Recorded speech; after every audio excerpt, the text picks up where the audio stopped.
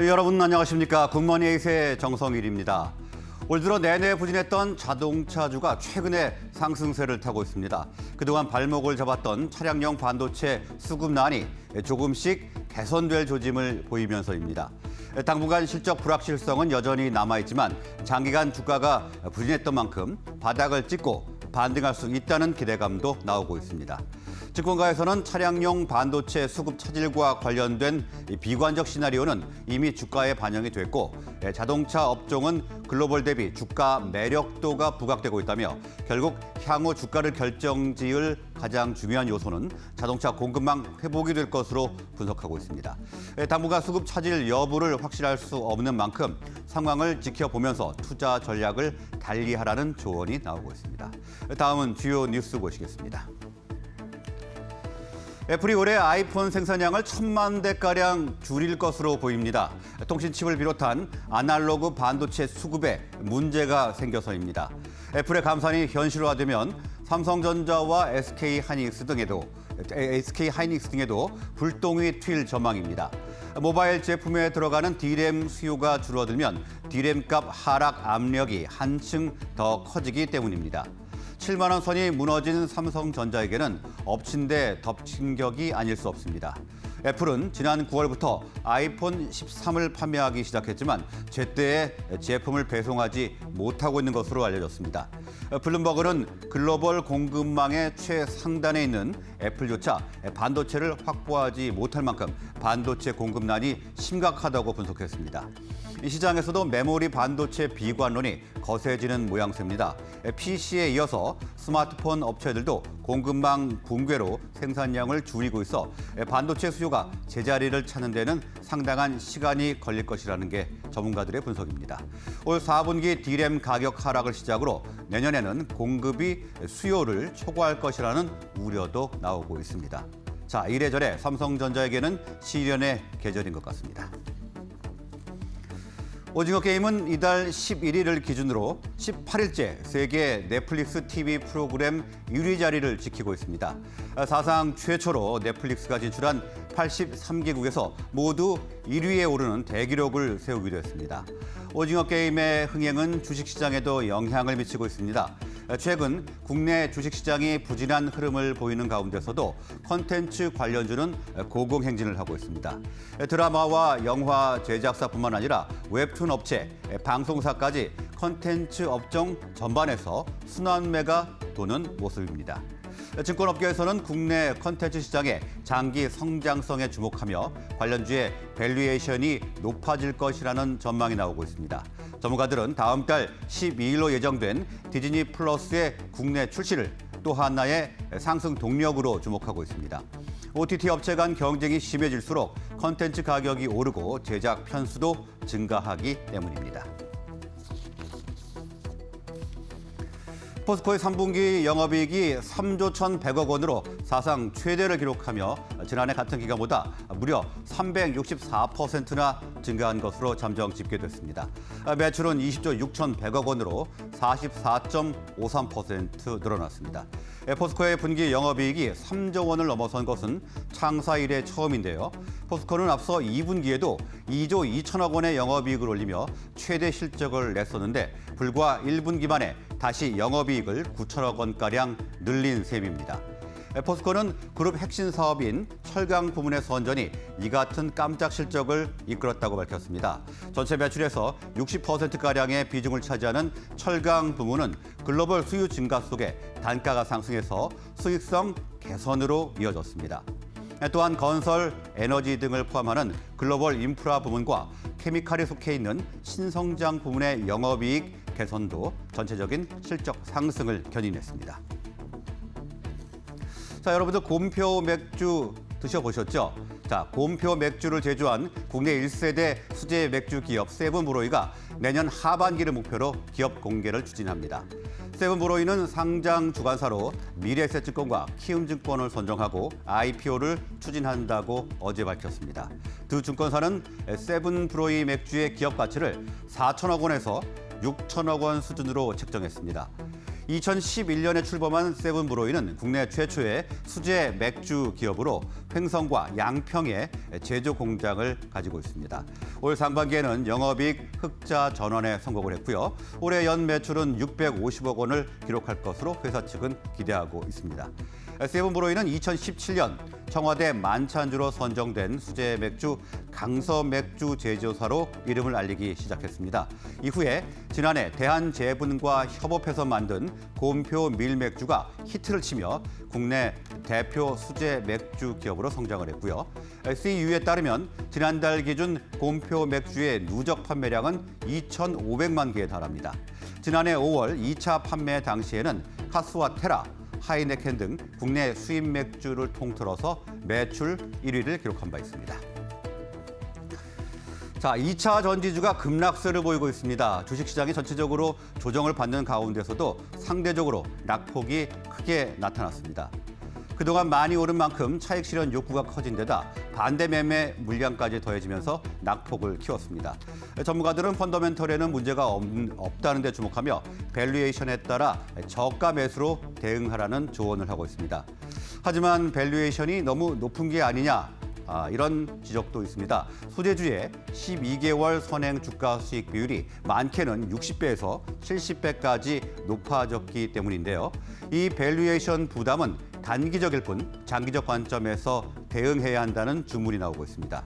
하이투자증권은 2차 전지주는 2023년이나 24년의 실적을 현 주가에 반영하기 때문에 현재 12개월 선행 밸류에이션 부담이 주가의 발목을 잡는 것은 아니라며 지금을 매수 기회로 삼으면 내년에 더 높은 주가를 기대할 수 있을 것이라고 분석했습니다. 지금까지 주요 뉴스 살펴보셨습니다. 다음은 오늘의 투자 전략 알아보겠습니다. DB금융투자 창원지점의 황지원 PB가 연결되어 있습니다. 황지원 PB 나와 계십니까? 예, 안녕하십니까? 네, 안녕하십니까? 오늘 어떤 투자 전략 가져가야 될까요? 어제 코로나19 일상회복지원위원회가 출범했습니다.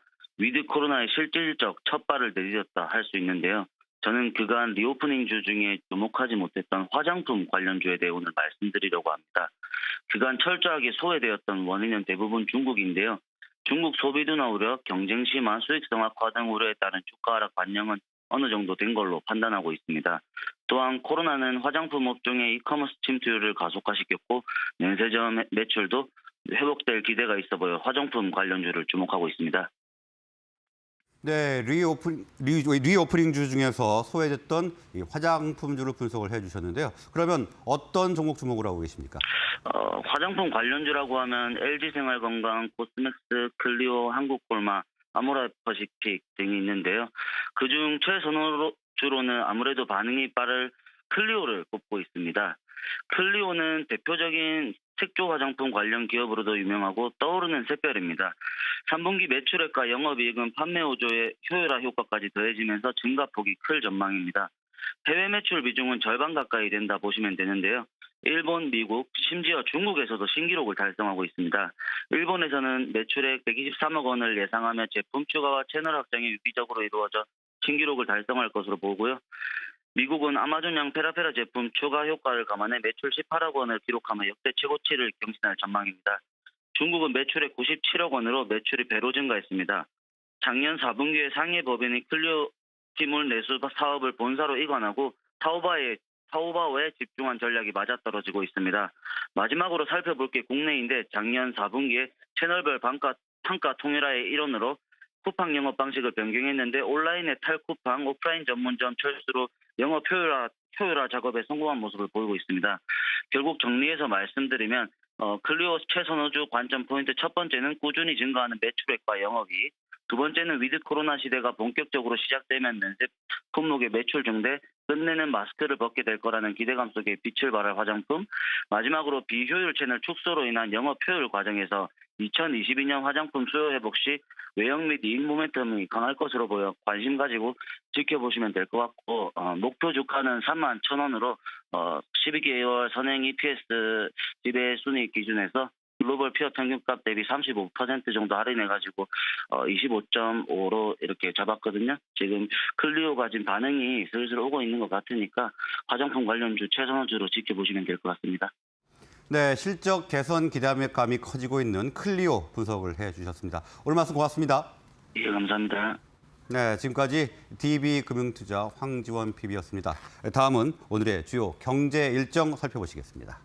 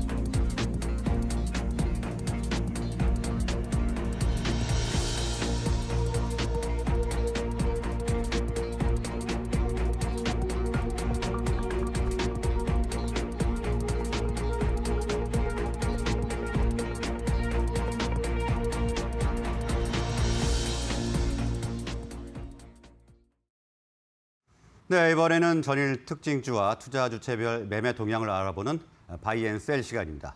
어제 코스피 시장에서는 외국인과 개인이 팔았고요. 기관이 사들였습니다. 그리고 코스닥 시장에서는 개인만 매도세를 보였고 외국인과 기관은 매수세를 보였습니다. 조금 더 자세한 내용 시황센터 연결해 알아보도록 하겠습니다. 강민정 캐스터.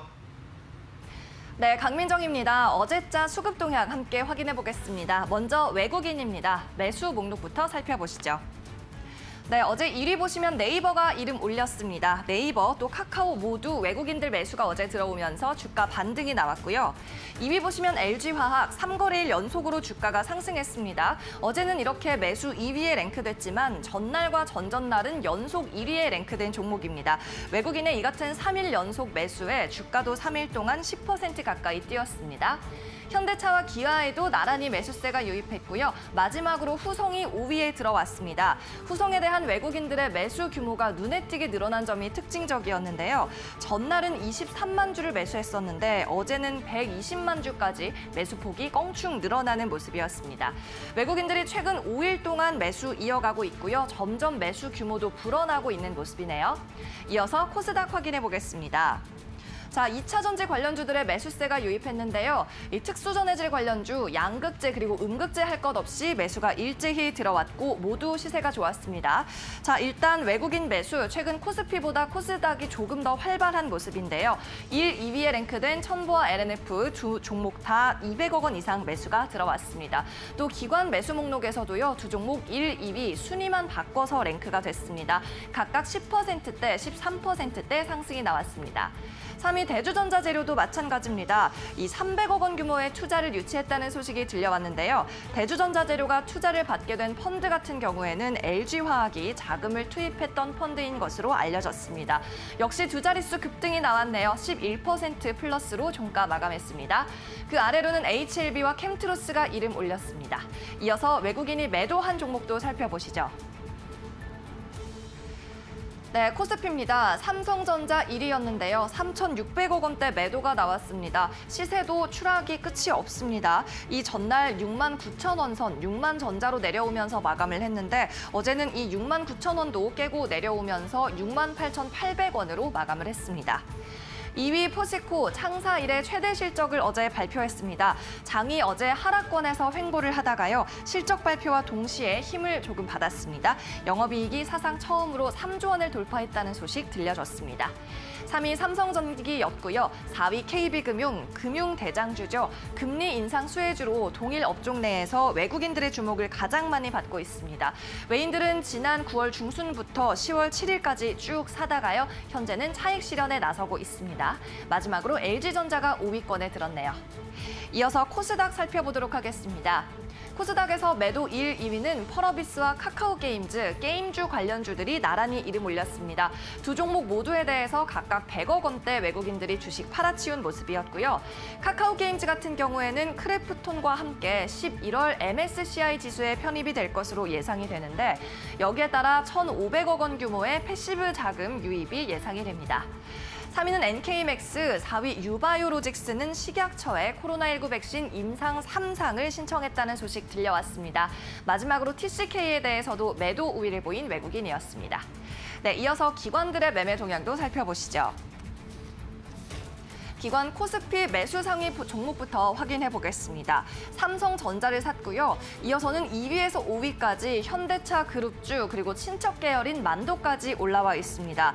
이렇게 자동차주의 강세는 어제도 지속이 됐는데요.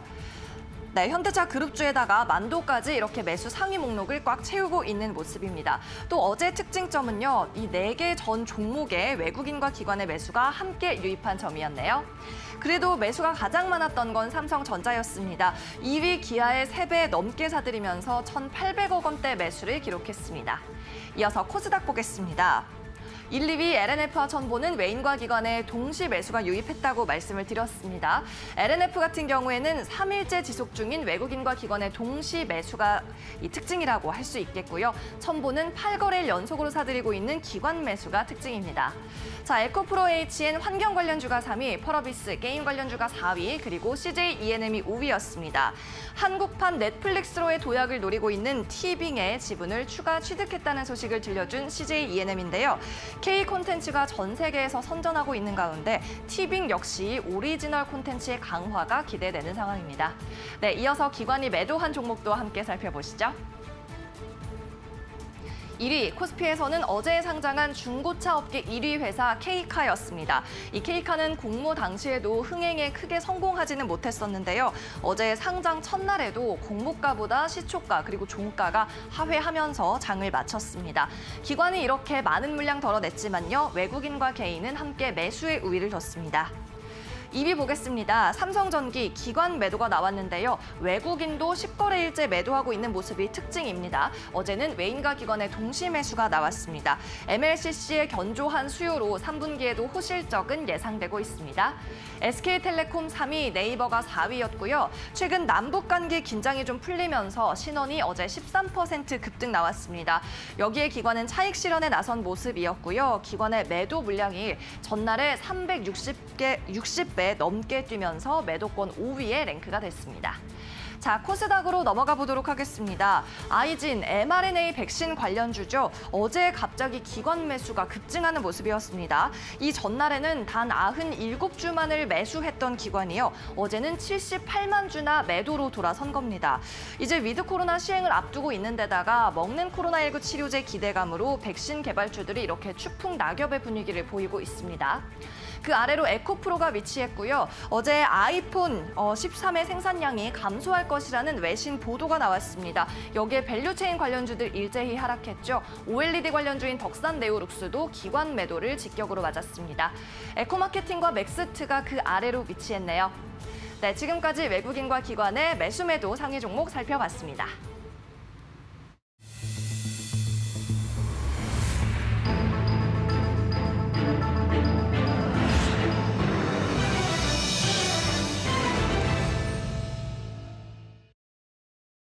네, 오늘 새벽 마감된 뉴욕 증시가 양호한 흐름을 보이면서 우리 증시에도 괜찮은 영향을 줄 것으로 예상이 되고 있습니다. 전문가들은 오늘 어떤 종목 공략하는지 알아보도록 하겠습니다. 메리츠증권 도곡금융센터 이권희 차장이 연결되어 있습니다. 이권희 차장 나와 계십니까? 예, 안녕하세요. 이건 네, 안녕하십니까? 예. 네, 오늘 어떤 종목 준비하셨습니까? 예, 오늘은 코오런 글로벌이라는 종목을 좀 준비했고요.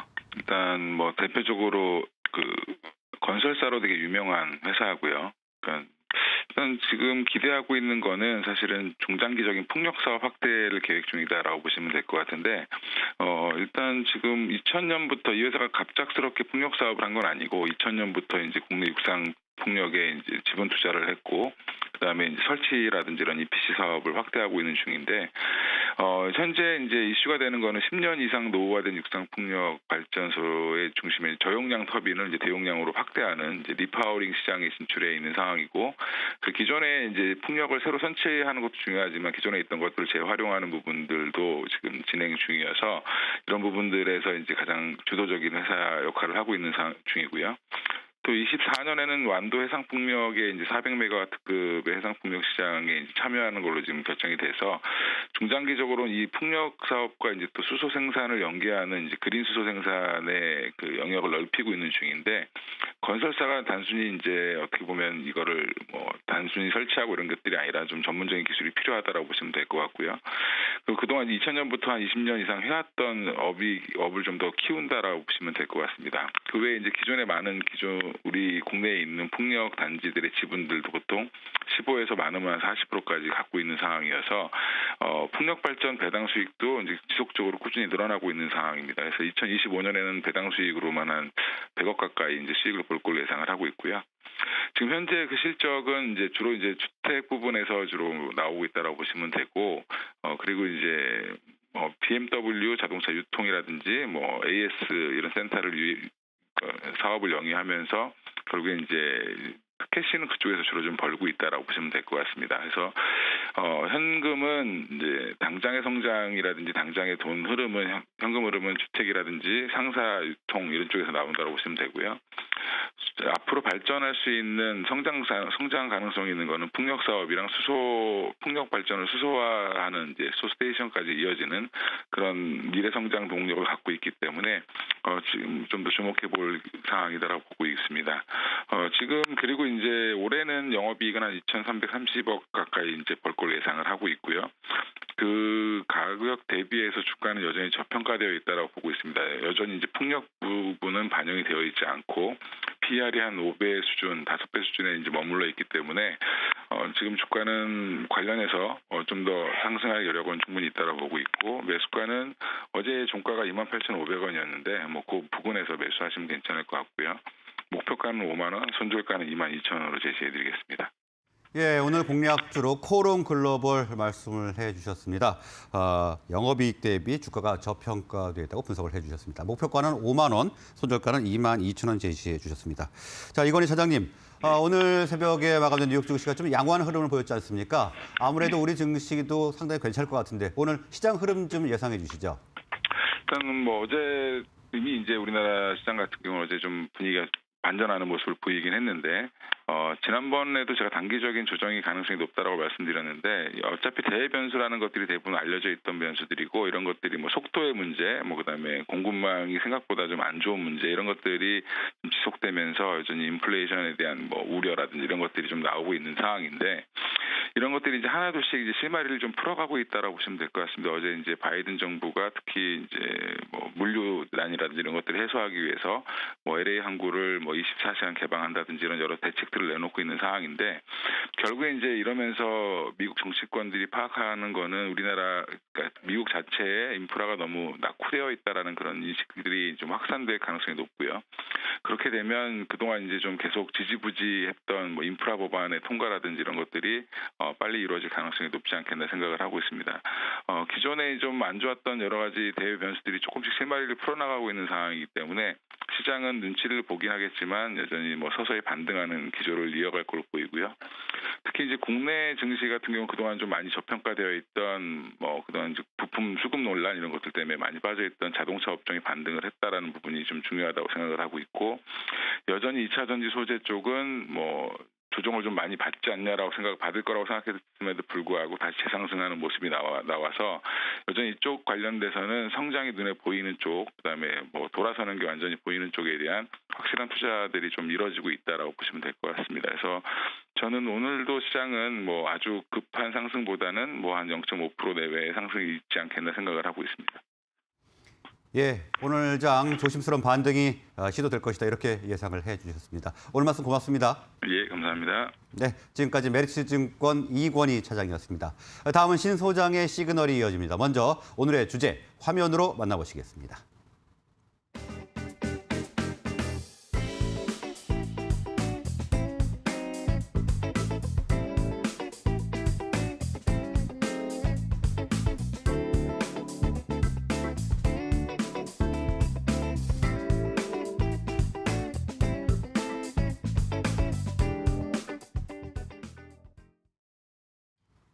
네, 그러면 신 소장의 시그널 시작하겠습니다. 벤자민 투자연구소 신일섭 소장 나오셨습니다. 어서 오십시오. 네, 안녕하세요. 네, 안녕하세요. 자, 보니까 찬바람이 불면 그대 다가오는 줄 아세요. 네, 노래 가사 같기도 하고요. 네. 더 네이처 홀딩스를 오늘 준비하셨는데 먼저 어떤 기업인지 소개부터 좀 해주시죠. 네, 글자 수 때문에 그대가 빠진 것 같습니다. 아, 그런가요? 아니면 그대가 필요 없었을 수도 있고요.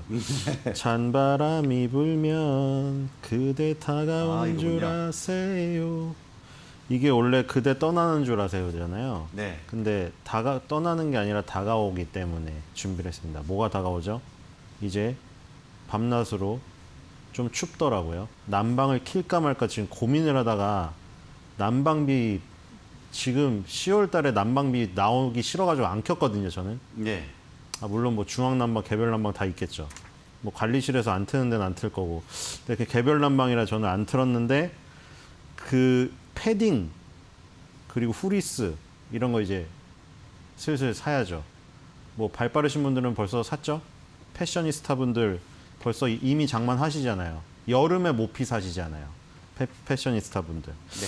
그래서 그대 다가오는 줄 아세요가 겨울이 다가오고 찬바람이 다가오니까 패딩하고 후리스 뭐 이런 것들이 옷을 다가온다. 산다 이런 얘기인가요? 겨울 의류가 다가온다. 네. 그 얘기죠.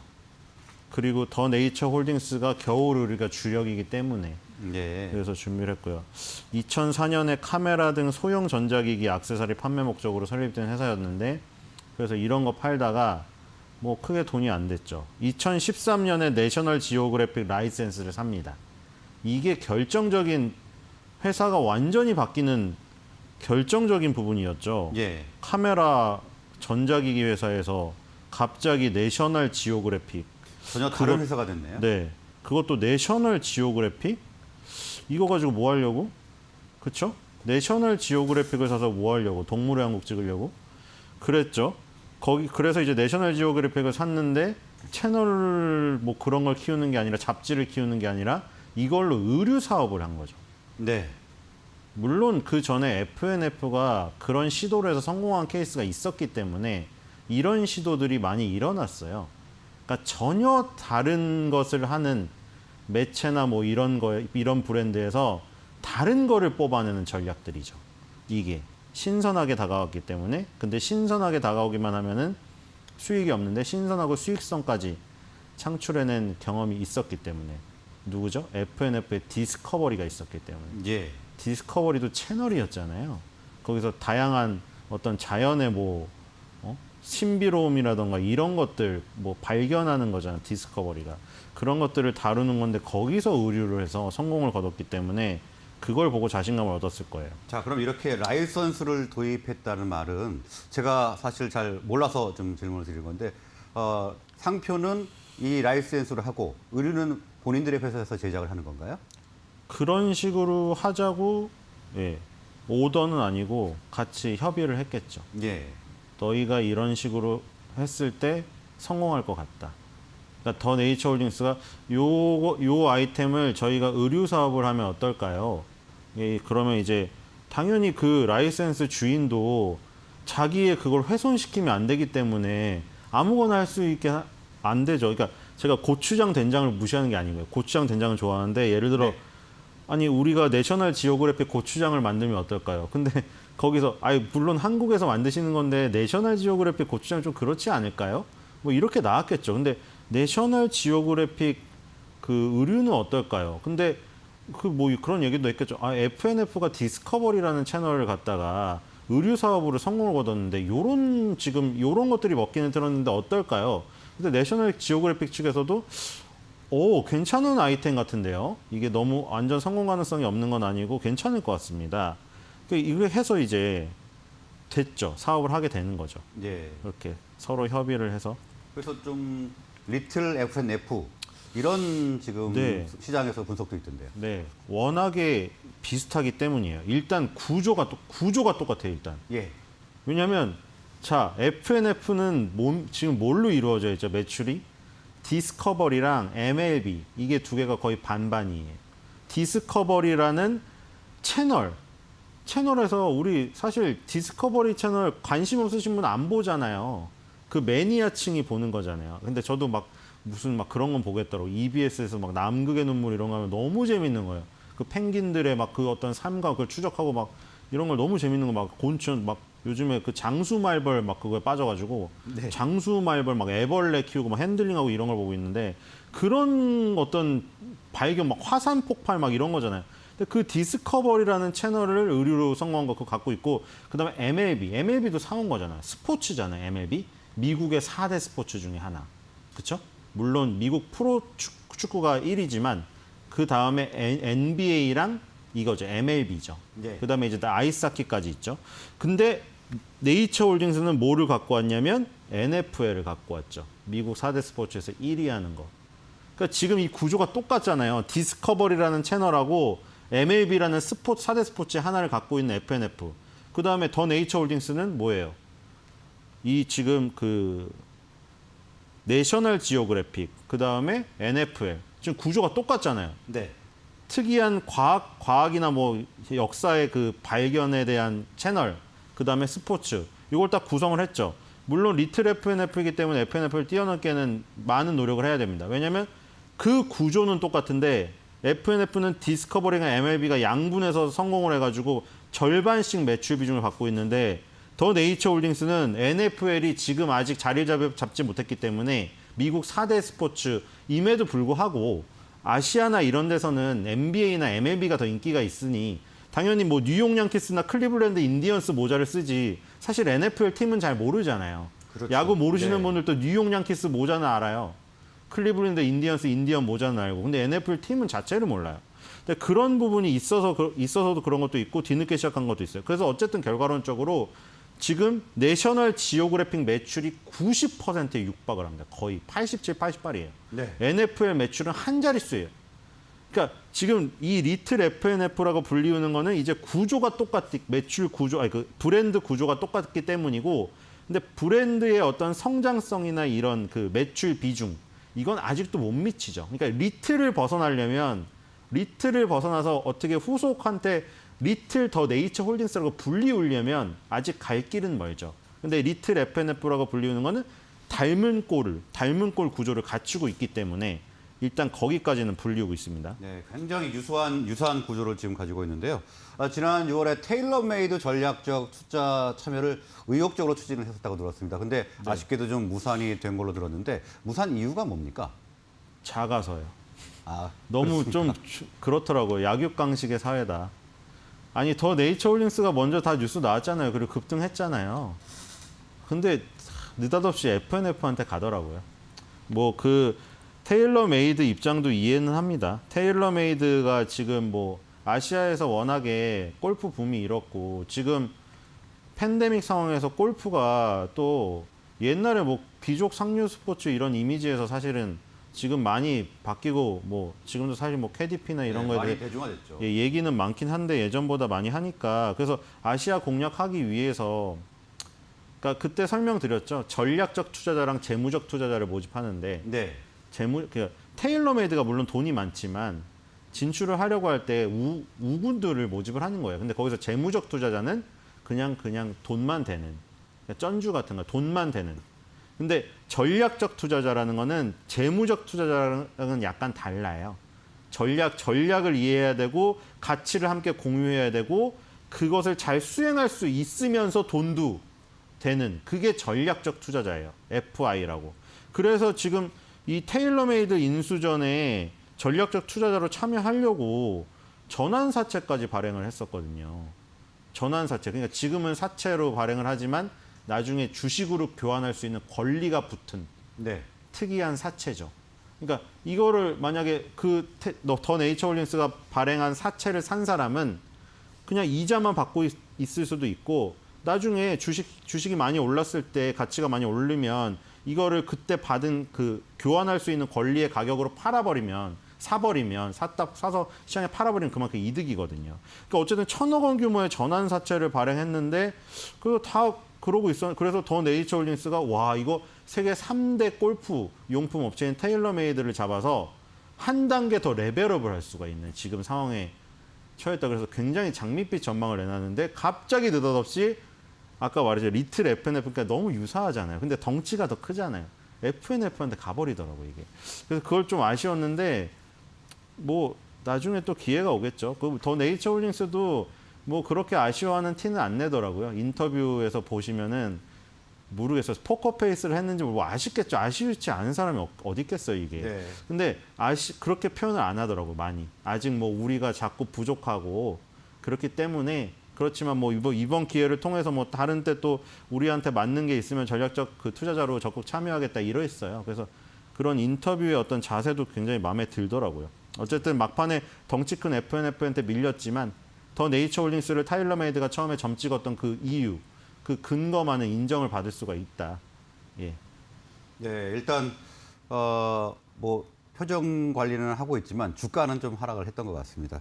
자, 매출을 보면은 더 네이처의 해외 비중이 굉장히 미미한 것 같습니다. 아무래도 조금 더 큰 회사로 성장을 하기 위해서는 해외 진출이 좀 필요한 것이 아니냐 이런 지적이 좀 있거든요. 상황이 좀 어떻습니까? 네, 그래서 이제 두 가지예요. 그 세팅은 똑같이 해놨는데 그러니까 그거죠 뭐. 그 민속놀이 잘하는 사람 중에 뭐 제기차기랑 팽이를 잘하는데 그 세 개를 섞어놓은 사람이 있다고 쳐봐요. 근데 이제 뒤늦게 들어온 젊은 피가 나도 똑같이 종목을 제기차기랑 팽이로 할게요. 그러니까 구조는 똑같잖아요. 근데 이 젊은 피가 그 고수를 이기려면 뭔가 보여줘야 되죠. 지금 모자른 게 그 두 가지예요. 아까 말했던 그 매출 비중에서 디스커버링과 MLB가 반반씩 차지하는 FNF. 근데 더 네이처홀딩스는 채널하고 스포츠라는 브랜드는 똑같은데 이 지금 그 내셔널 지오그래픽 매출 비중이 90%에 육박하고 NFL은 한 자릿수밖에 안 된다는 거. 그게 첫 번째. 네. 아직 그 성장의 가능성을 봐야 되는 거고. 그리고 두 번째는 이 부분이죠. 해외 매출. FNF는 해외 매출 비중이 15%가 넘었어요. 근데 더 네이처홀딩스는 1%대. 그러니까 만약에 이 두 가지의 문제가 두 가지의 이 부분이 해결되고 더 네이처홀딩스가 이 두 가지 부분에서 NFL에 성장하고 해외 매출 비중 높이는 거 이걸 보여주면은 당연히 눈높이가 올라가 있죠. 눈높이가 올라간다는 건 뭔가요? 주식시장에서 PER, PBR이 높아진다는 거예요. 그거를 어렵게 바꾸면 눈높이가 높아져서 점수를 많이 딴다는 거는. 네. 지금 더 네이처홀딩스는 PER이 작년에 6.5배였고 이번 연도 예상치가 주가가 올라서 8.65거든요. 10배가 안 되잖아요. 10배가 안 되고 FNF 같은 경우에는 얼마를 받고 있죠? 이게 PER, PBR이 높으면 고평가라고 막 그냥 단순하게 얘기하는 거 들으신 적 있으시잖아요. 네. 그거는 약간 잘못된 얘기죠. 인기가 많으면 더 많이 받게 되겠죠. 지금 그 PER, PBR 이 분할돼서 분할이 되는 지금 상황이라 FNF에 지금 재무제표에 찍혀 있지 않는데 20배 정도 받아요. 20배 가까이. 그러니까 이 2배 정도 차이가, 2배 이상의 차이가 나고 있잖아요. 시장에서 받는 평가가. 그러니까 더 네이처홀딩스가 모자란 부분이 저 아까 말한 첫 번째, 두 번째 그 부분에 있는 거예요. 그래서 해외 매출이 늘리는 게 지금 목표인데 8월 11일 날 최근이죠. 중국 사업을 위해서 현지 파트너사 베스트셀러라는 회사를 낙점을 했더라고요. 이 회사가 뭔가 봤더니 덴마크에 본사를 둔 글로벌 패션 그룹인데 중국 내 패션 기업 중 상위 5위 안에 들어요. 그리고 7,000개 정도 매장 운영하고 있고 티몰이나 위챗 같은 이 그 온라인에서 강한 쪽의 온라인몰도 보유를 하고 있고. 그래서 이 회사를 통해서 지금 중국 진출을 노리고 있습니다. 그러니까 일단 아시아 쪽을 파고 그래서 원래 더 네이처홀딩스가 만약에 테일러메이드의 전략적 투자자로 참여를 했었다면은 사실 중국 골프 인구도 공략할 수 있었을 텐데 그건 좀 아쉬운데 어쨌든 이쪽을 공략하기 시작했기 때문에 성장성은 더 높을 수가 있겠죠. 성장성은 1%대에서 2%대가 돼도 100%예요. 그러니까 초반에 작을 때는 성장률이 높잖아요. 네. 근데 이제 몸집이 커지면 이제 성장률은 적어지죠. 성장률은 줄어들지만 어쨌든 금액 자체가 커지니까 거기서 이제 규모의 경제로 나가는 거고 FNF 같은 경우는 이제 이 더 네이처홀딩스는 1%대에 시작해서 2, 3%뭐 이렇게 늘려가야죠. 이게 만약에 두 자릿수 10%까지 성장하는데 만약에 이 그 주가의 흐름을 막 같이 하는 그 경험을 할 수가 있다. 그러면 상당한 주가의 그 상승폭이 나오는 걸 아마 같이 항의할 수 있을 것 같아요. 예. 자, 해외 진출에 굉장히 노력을 하고 있는데요. 자, 그리고 디즈니와 라이선스 계약을 체결했다는 소식도 있네요.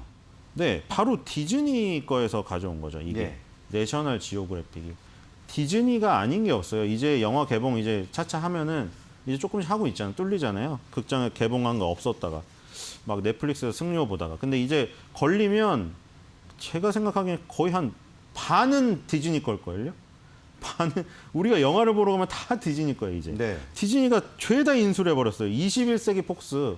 그거 디즈니가 가져갔잖아요. 근데 이 바로 내셔널 지오그래픽이 21세기 폭스 산하에 있었던 거잖아요. 디즈니가 인수를 해버리니까 이제 이 내셔널 지오그래픽 요거 협상하려면 디즈니랑 앉아야 돼요.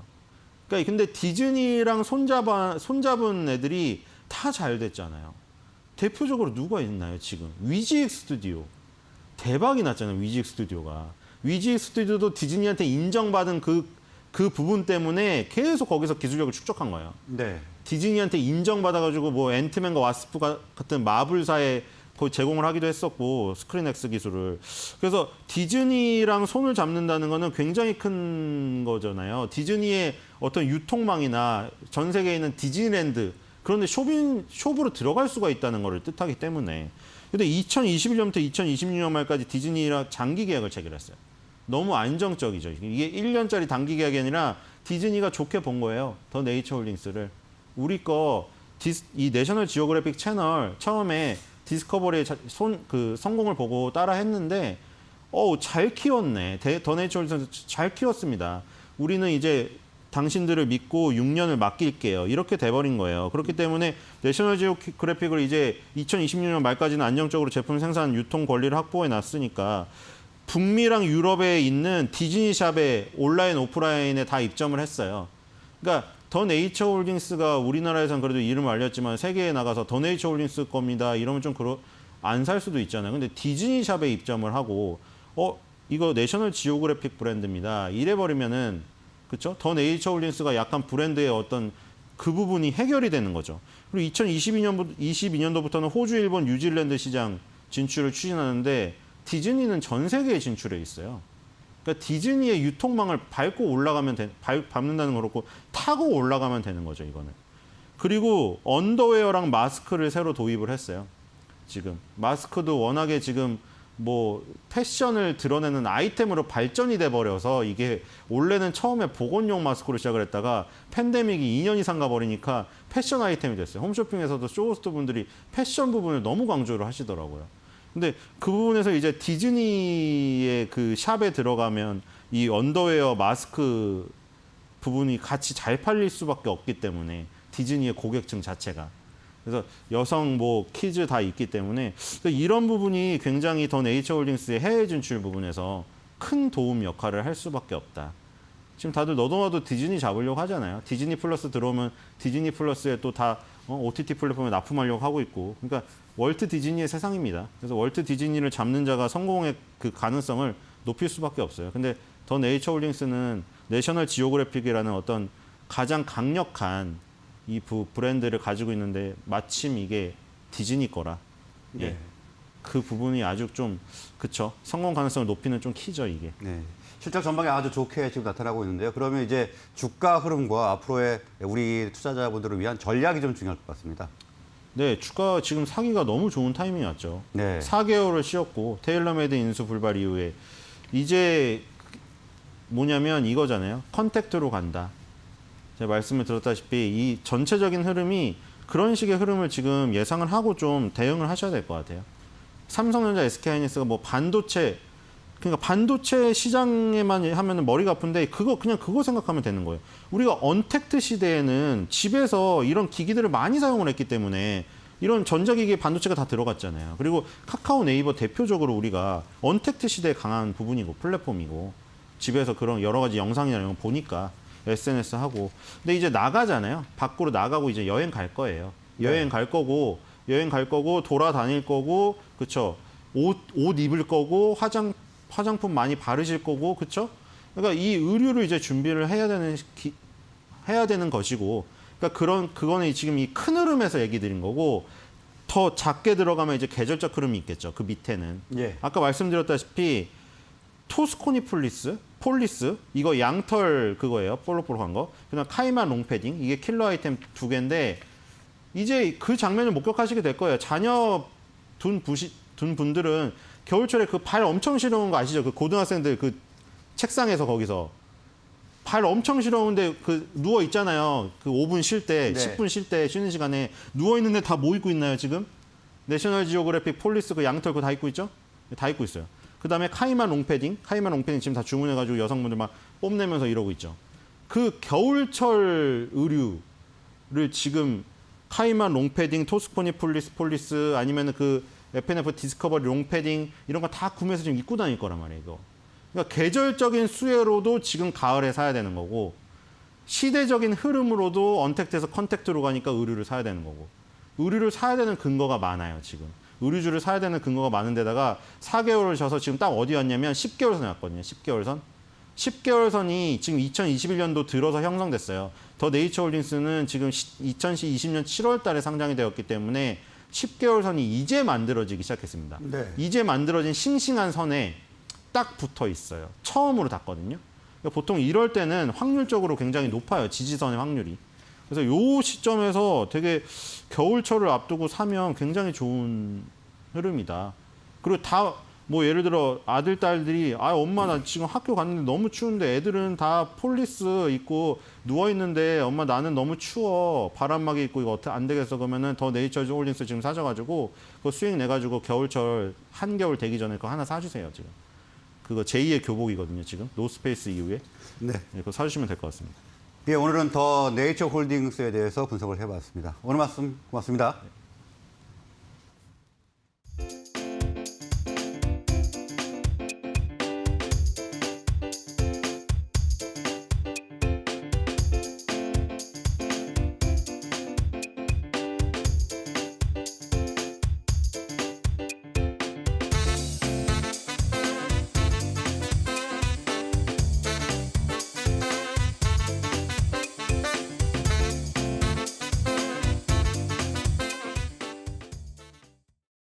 네, 전문가들은 오늘의 장 어떻게 보고 있는지 알아보도록 하겠습니다.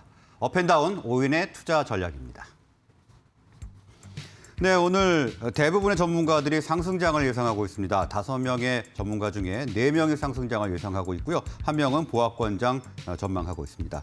먼저 하이투자증권 강북 WM센터 이창환 부장은 상승장을 예상하면서 잉글우드 랩을 관심주로 꼽았습니다.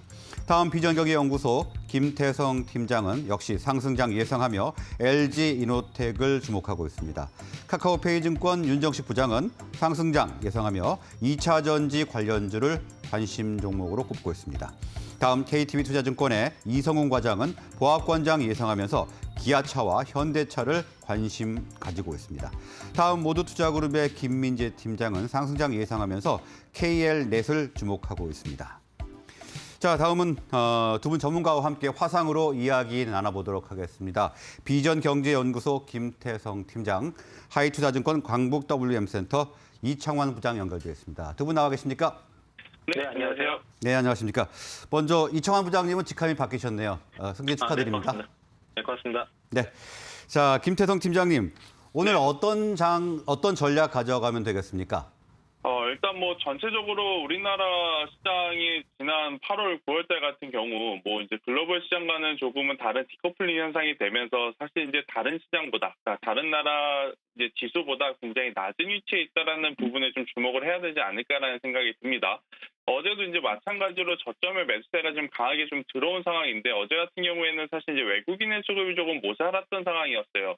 오늘 만약 외국인의 수급까지 개선이 된다라고 한다면 충분히 강한 반등세를 좀 기대를 해볼 수 있지 않을까라는 이야기를 한번 드려보면서 일단은 우선 변수로 좀 꼽힐 수 있는 부분은 아무래도 오늘 이제 옵션 만기일에 따른 장 중후반부의 변동성이 아닐까라는 생각이 듭니다. 그래서 이제 그런 시기적인 부분만 해소가 된다라고 한다면 충분히 우리나라 시장도 강하게 좀 상승 탄력을 좀 붙어줄 수 있지 않을까라는 이야기를 한번 드려보도록 하겠는데요. 그동안 좀 시장을 억눌러 왔었던 건 결국 이제 원달러 환율에 대한 상승이었는데 일단 어제 같은 경우에는 원달러 환율이 조금은 소폭 조정을 보이면서 그리고 이제 국제 유가도 상승세가 일단은 조금은 마무리가 되는 모습을 좀 보이는 상황이다 보니까 아무래도 최근 들어서는 좀 강한 상승세가 나오지 않을까라는 이야기를 한번 드려보도록 하겠고요. 하지만 이제 가장 중요한 것은 당연히 이제 수급인 것 같습니다. 기관 투자자들은 이제 조금씩 바닥을 잡는 것을 좀 확인을 했는데 여전히 외국인의 수급은 조금 더 체크해야 될 부분이 많기 때문에 오늘 외국인의 수급을 집중적으로 보시면서 반도체 IT라든지 전기전자 대형주 위주의 흐름도 한번 체크를 해봐야 되지 않을까라는 의견을 드려보도록 하겠습니다. 예, 외국인의 움직임 주목해야 될 것으로 예상을 해주셨고요. 자, 이청환 부장님, 네, 오늘 장 어떻게 보고 계십니까? 네, 앞서 말씀하신 내용들에 대해서는 대부분 다 동의를 하고요. 추가적으로 말씀드리면은 어제 이제 미국의 이제 수비 데이터가 좀 발표가 됐는데 뭐 시장 지표는 컨센서스 상회를 했지만은 에너지와 식료품을 빼면은 컨센서스 하회를 했거든요. 왜냐면 지금 기존에는 이제 인플레이션 우려가 그 중고차 가격에 대한 우려, 그 가격을 보면서 우려를 좀 나타냈지만은 그 부분이 좀 내려가고 있고, 이제는 이제 에너지 부분에, 특히 유가라든가 가스 부분에, 천연가스 부분에 대해서 그 시장에서는 인플레이션 우려를 하고 있는데, 그 러시아 푸틴 대통령이 유럽 쪽에 천연가스를 충분히 공급하겠다는 얘기를 좀 하고 있고요. 기업들 지금 유가도 이제 80불까지 가한 상태에서 지금 정을 좀 받고 있는 구간이라서, 만약에 이제 올 겨울이 아주 춥지 않다고 하면은 유가라든가 천연가스도 좀 단기 피크를 찍을 수 있다라고 일단 보고 있고, 환율이 좀 1,190원 밑으로까지 떨어졌습니다. 어제 이제 외환시장이 단국 개입에 대한 얘기도 좀 나올 정도로 환율이 좀 빠르게 떨어지면서 최근에 시장 외국인 수급이 좀 눌렸던 환율 부분이 안정화되면서 어제는 그 대량 외국인 선물 쪽 순매수가 들어왔고요. 오늘 옵션 만기라서 뭐 변동성은 있겠지만은 외국인 수급에 대한 유입에 대한 기대감을 가질 수 있고, 어제 이제 코스피 2,900에 대한 지지선은 다시 한번 확인했다. 당분간 2,900선은 우리가 좀 락버튼 가격으로 봐도 되지 않을까 보고 있고요. IMF에서 그 글로벌 경제 성장률을 하향 조정했음에도 불구하고 우리나라만 전망치를 유지했다는 점. 오늘 분명히 그 옵션 만기 변동성이 있겠지만은 우리들은 지금 주식 비중 여기서 지금 구간에서는 굳이 줄일 필요는 없다라고 강조드리고 싶습니다. 예, 에너지 부분과 환율의 움직임 주목할 필요가 있다, 이렇게 분석을 해주셨습니다. 다음은 관심주로 좀 넘어가 보도록 하겠습니다. 김태성 팀장님, LG 이노텍 관심주로 꼽아주셨네요. 일단 조금은 역설적인 생각이 아닐까라는 이야기를 먼저 드려보도록 하겠고요. 사실 이제 LG이노텍 같은 경우에는 어제 개파락이 좀 강하게 나왔습니다. 이제 개파락이 나왔던 이유는 아이폰 지금 신규 제품에 대한 부품 수급에 차질이 있으면서 어느 정도의 수량을 좀 줄인다라는 이야기가 나오다 보니까 실적에 대한 부담감이 나타난 상황이다, 이렇게 좀 볼 수 있을 것 같은데, 아이폰 같은 경우에는 지금 중국의 전력난 때문에 부품 수급에 굉장히 큰 차질을 빚고 있다는 부분이 사실 이제 어제 같은 경우에는 LG이노텍의 주가에 하방 압력을 주는 요인으로 작용을 했지만, 역설적으로 생각을 해보면 저는 충분히 반사 수혜를 받을 수 있는 기업은 LG이노텍이 아닐까라는 생각이 듭니다. 뭐 다른 기업들이 만약에 부품 생산을 하지 못하면 아무래도 이제 대형 제조기업들 같은 경우에는 부품 공급을 할 때 1원화만 되어 있는 게 아니고 두세 개 기업을 통해서 2원화, 3원화가 지금 되어 있는 상황인데, 한쪽에서 만들어내지 못한 물량을 LG이노텍이 공급을 하게 된다라고 하면 생각보다 더 좋은 실적을 낼 수 있는 사업 환경이 지금 조성이 되는 부분이다, 이렇게 좀 보시면 될 것 같고요. 일단 카메라 모듈이 지금 당장에는 모바일 쪽에만 국한이 되지만 결국 이제 자율주행이라든지 AI 같은 산업이 계속해서 외형 성장이 되게 되면 결국 이제 카메라 모듈의 수요는 지금보다 훨씬 더 증가할 가능성이 높다, 이렇게 좀 보시면 될 것 같습니다. 그래서 이제 가격적인 메리트도 저는 다른 시총상위 대형주들보다 더 부각이 되는 부분이 있기 때문에 LG이노텍 관심 있게 보자라는 전략을 드려보도록 하겠습니다. 네, 하반기 아이폰 흥행 성적 기대감이 있는 LG이노텍 관심주로 꼽아주셨고요. 이청환 부장께서는 잉글우드랩을 관심주로 꼽으셨군요. 네, 잉글우드랩은 제가 5,000원대부터 계속 꾸준하게 좀 말씀드렸던 종목인데, 최근에 고점 대비해서 한 25% 정도 가격을 받았습니다. 특별한 악재가 있는 건 아니고요. 코스메카 코리아가 이제 모기업인데 최근 리포트를 보니까 잉글우드랩의 선봉 실적 견조하다, 컨센트로 나올 것 같다라고 얘기하고 있고, 잉글우드랩의 주가는 보통 실적 발표하고 나서 실적이 부합을 하면은 컨센트에 부합하면 주가가 좀 급등 나오는 그런 특성이 있기 때문에 최근 주가 눌림목을 위해서 좀 매수를 충분히 할 수 있다고 보고 있고요. 어제 그 9,410원으로 주가 마무리됐는데 현재 이제 올해 실적 기준으로도 PR이 12배 수준이고 시가총액 1,870억 정도 상당히 조정 많이 받았고요. 올해 본격적으로 사상 최대 실적 2023년까지 사상 최대 실적을 이어간다는 측면에서는 상당히 싸다고 보고 있고요. 최소 타겟 PR은 20배는 줘야 되기 때문에 12배 구간은 너무나 싸다라는 관점에서 적극적으로 좀 담아도 된다라고 말씀드리겠습니다. 네, 화장품 업종 내 가장 밸류에이션이 낮은 잉글우드랩을 관심주로 말씀을 해주셨습니다. 오늘 말씀은 여기까지 듣겠습니다. 고맙습니다. 네, 고맙습니다. 자, 이제 개장까지 6분 정도 남은 상황입니다. 동시효과 상황 알아보겠습니다. 최홍 캐스터. 네, 예상치 결과 짚고 가도록 하겠습니다. 현재 양시장 모두 상승 출발이 예상이 되고 있습니다. 오늘 시장, 코스피 시장은 0.7% 넘게 상승하면서 2,966선까지 올라갈 것으로 보여지고요. 코스닥 시장도 오늘 좀 강하게 출발할 것으로 보여지네요. 960포인트까지 다시 진입하면서 거래를 출발을 할 것으로 보여집니다. 시가총액 1위권부터 5위권까지 함께 만나보시죠. 네, 삼성전자 오늘 강보합에서 거래 출발할 것으로 보여집니다. 어제 시장 전반적으로 분위기가 좋았음에도 불구하고 삼성전자는 약보합에서 거래를 마감을 했습니다. 거의 사실 움직임이 없다 이렇게 봐도 될 것 같고요. SK하이닉스 현재는 보합 출발이 집계가 되고 있습니다. SK하이닉스는 오늘 아침에 이익 둔화가 예상되지만 현 주가는 어찌 됐던 바닥이다라는 투자 의견 제시가 됐습니다. 함께 좀 참고를 해보시면 좋을 것 같고요. 네이버부터 삼성 바이오로직스까지 오늘 모두 강할 것으로 보여집니다. 네이버 같은 경우는 1.8% 넘게 상승하면서 현재 시장에서 38만 9천 원대까지 올라가면서 거래 출발할 것으로 보여집니다. 오늘 시장에서 39만 원대 다시 한번 진입할 수 있을지 관전 포인트로 보여지고 LG화학도 마찬가지로 3% 넘는 상승 흐름이 예상이 되고 있습니다. GM볼트 이슈가 조금 해소가 됐다라는 시장의 안도감 나오고 있습니다. 긍정적인 부분과 부정적인 전망이 여러 함께 나오고 있는 상황이긴 하지만요. 어제부터 오늘까지는 좀 긍정적인 부분에 더 집중을 하고 있는 분위기입니다. 어제 장중한 때는 81만 원대를 넘어서기도 했었는데 오늘 시장에서 2만 원대도 뚫고 3만 원대도 뚫어서 오늘 83만 4천 원대 거래 출발이 집계가 되고 있는 상황이고 삼성 바이오로직스 마찬가지로 1% 이상의 강세 출발이 집계가 되고 있습니다. 현재 84만 1천 원대에서 거래 출발 집계가 되고 있는 상황입니다. 6위권부터 10위권까지도 함께 만나보시죠. 네, 6위권부터 10위권까지 오늘 시장 분위기 굉장히 좋네요. 카카오도 마찬가지로 1% 넘게 상승하면서 11만 8,500원대. 어제부터 오늘까지 플랫폼 관련 기업들이 강하게 반등 흐름이 나오고 있는 상황이고 삼성 SDI 1.49% 넘게 상승 흐름이 예상이 됩니다. 하지만 현대차 어제 시장에서 다시 한번 강하게 반등 나왔는데 오늘 시장에선 보합권, 기아도 마찬가지로 1.5%의 상승 출발 집계가 되고 있습니다. 11위권부터 15위권까지도 함께 만나보시죠. 네, 11위권부터 15위권까지 모두 상승이네요. 일단 셀트리온 다시 한번 강하게 반등 출발 집계가 되고 있고 포스코는 2% 넘게 상승 출발 집계가 되고 있습니다. 오늘 시장에서 32만 원대에서 33만 원대까지 올라오면서 거래 출발할 것으로 보여지고요. 카카오뱅크 오늘 시장에서는 강보합입니다. 시장 올라가는 만큼 또 따라가지 못하고 있는 분위기이고 현대모비스는 0.7%의 상승 출발 집계가 되고 있습니다. 어제 시장에서 3% 넘게 뛰었는데 오늘 다시 한번 추가 상승세 그리고 SK이노베이션 강보합 출발 집계가 되고 있습니다. 이어서 코스닥 시장의 1위권부터 5위권까지 함께 만나보시죠. 네, 1위권부터 5위권까지 일단 셀트리온 헬스케어가 0.8%의 상승 그리고 에코프로비엠과 LNF 다시 한번 강할 것으로 보여지는데요. LNF 어제 시장에서 놀라웠습니다. 두 자릿수의 상승 흐름을 보이기도 했습니다. 6거래일 전만 하더라도 LNF의 주가는 16만 원대에 머물렀는데 어제 시장에서 20만 원대 뚫고 21만 원대까지 올라가기도 했습니다.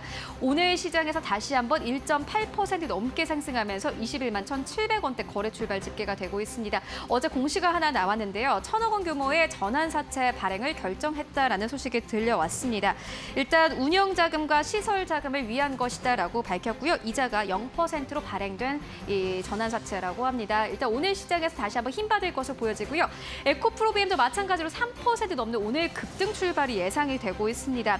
이 에코프로비엠 같은 경우는 최근 증권사에서 실적에 대한 코멘트를 계속해서 내놓고 있습니다. 3분기 실적이 기대치를 상회할 것으로 예상이 된다라는 긍정적인 투자 의견이 제시가 됐고요. 이제 명확해진 1위 기업이다라는 투자 의견 함께 제시가 됐습니다. 오늘 시장에서 다시 한번 힘 받으면서 오늘 시장에서는 LNF보다는 에코프로비엠 쪽으로 조금 더 거래량이 몰릴 것으로 보여지고요. 펄어비스는 0.3% 약보합 출발 집계됩니다. 92,400원대 그리고 카카오게임즈도 마찬가지로 강보합 출발 집계됩니다. 65,600원대 출발 집계가 되고 있습니다. 6위권부터 10위권까지도 함께 만나보시죠. 네, 6위권부터 10위권까지 제약도 마찬가지로 1% 넘게 상승, HLB도 3% 넘는 상승 출발이 집계가 되고 있는데 HLB 같은 경우에는 최근에 시장에서 급락이 나오면서 HLB 시가총액 6위권까지 빠진 모습 확인할 수 있고요. CJENM은 0.7%의 상승 출발이 집계가 되고 있습니다. CJENM 수급 굉장히 좋습니다. 기관이 6거래를 연속 매수를 하고 있고 이 주가가 이달 들어서만 15%가 넘게 뛰었습니다. CJENM도 역시나 마찬가지로 이슈가 있습니다.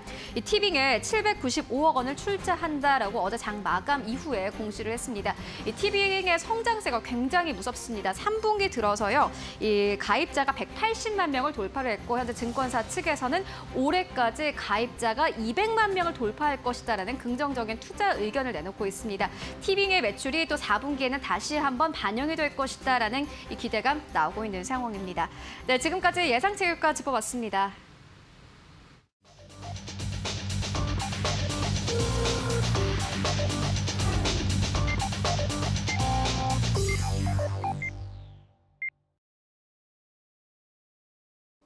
네, 10월 14일 목요일장 모두 개장이 됐습니다. 오늘은 옵션 만기일인데요. 일단 수급 부분을 잘 체크를 해보셔야 할 것 같습니다.